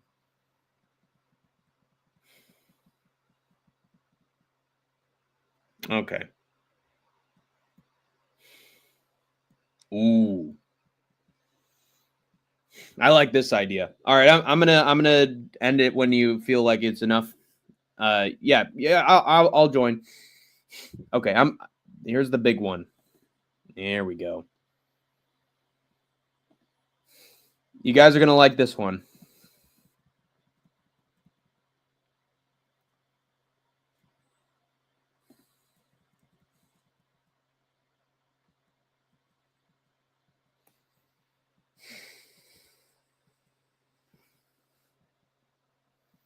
Wait, where'd they go? Here they are. Keep rolling, rolling, rolling, rolling. What? Keep rolling, rolling, rolling, rolling. Come on, keep rolling, rolling, rolling, rolling. What? Keep rolling, rolling, rolling. Now what you want the phone on? Now hands up, now hands down. Now what you gonna do now? Keep rolling, rolling, rolling, rolling. What? Keep rolling, rolling, rolling, rolling. Yeah. Keep rolling, rolling, rolling, rolling. Now hands up, now hands down. There you go. Dead man walking. The Undertaker and Kane, the brothers of destruction. Kane and Undertaker is S, according to Ty Betts. Now, to be fair, they didn't have the longest of runs. Now, they did end up fighting, wrestling Triple H and Shawn Michaels. I get it. But a lot of their best stuff came when they were feuding rather than when they were a tag team. They won a bunch of titles in the early 2000s, yes. 3 tag team championships, but they feuded a lot. I mean, do you count their feuds as part of their tag team? I don't think so. I think their time as a tag team isn't as great compared to their time when they were feuding against each other. But they did have some classic matches. They had some classic moments. The double choke slam's fucking awesome. Their stuff with Austin was great. And Triple H was great. But yeah, I don't know. Kane was my favorite growing up. Yeah, Kane is fucking awesome.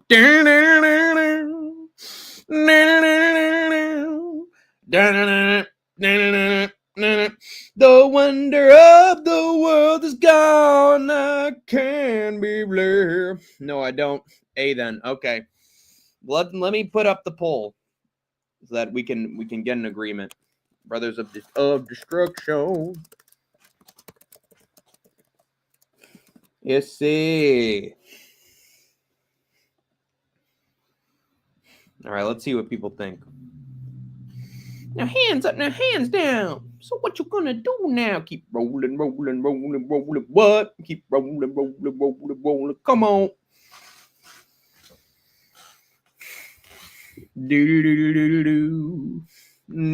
Ooh, 2 for S. We got a tiebreaker here. Don't put him in fucking S. Come on now. Oh my God, the 5th vote for S. Wow. All right, there you have it. I had a reason I picked them as the last one. I guess the people have spoken. All right. I don't know, man. But that's what people want. So that's what they're gonna get. All right. That wraps it up. Shocking outcome. Only A because of the points he made. Hank the Tank, I'm ready to perform now. You're not performing, DJ Aiden. You're not performing, DJ Aiden. Oh, okay. Yeah, hey, that actually gives me a good idea for my outro lyrics. There we go.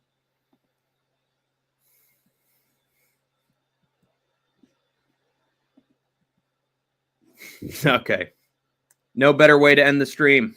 Thank you, Tide Bets. All right.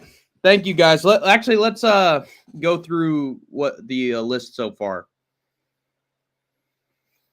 So we have in the C tier, the Fabulous Kangaroos. Should have been fucking S or A tier. We had the Golden Lovers. We had the Jumping Bomb Angels. We had the Usos and the New Day. Ridiculous choices. We had Demolition. We had the Mega Powers in C because fuck that. We had Eminem in C. We had the Young Bucks in B. We had the Wyatt family and the Freebirds. We had the Rockers. We had Harlem Heat and the Shield. Should have been an A. And then we had Edge and Christian, Hart Foundation, British Bulldogs, Steiners, and the Recliners. I mean, the Rock and Roll Express. All in A tier because I don't care. And then we had the Legion of Doom, the Road Warriors, Dudley Boys, Midnight Express, because fuck that noise, and the Brothers of Destruction in S. So there you have it. Great list so far, and the list will only continue to grow in the second installment of Tank Tier List Time with the greatest wrestling tag teams of all time. When do you guys want me to do it? When do you want me to do the next installment of this? Next week, or I need some fucking free time on Sunday and Monday. Fuck that. So I'm gonna probably be doing the second installment of this on Thursday or Friday of next week. So look out for that. Splitty City Slickers. What be your idea about my performance? I think you should scream at the top of your lungs. I think that'd be your best performance. Goddamn, just realized Kane is 7 foot tall.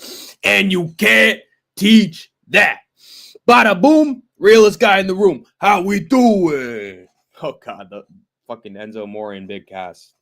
That's a tag team to decide on for another day. But yeah, I'm gonna head out, guys. Thank you guys so much for watching, and until we meet again, Splitty City Slickers, you have escaped the concrete jungle for now. A long, long time ago, I can still remember how One Direction used to make me smile. And I knew if I had my chance that I could make those preschoolers dance, and maybe they'd be happy for a while.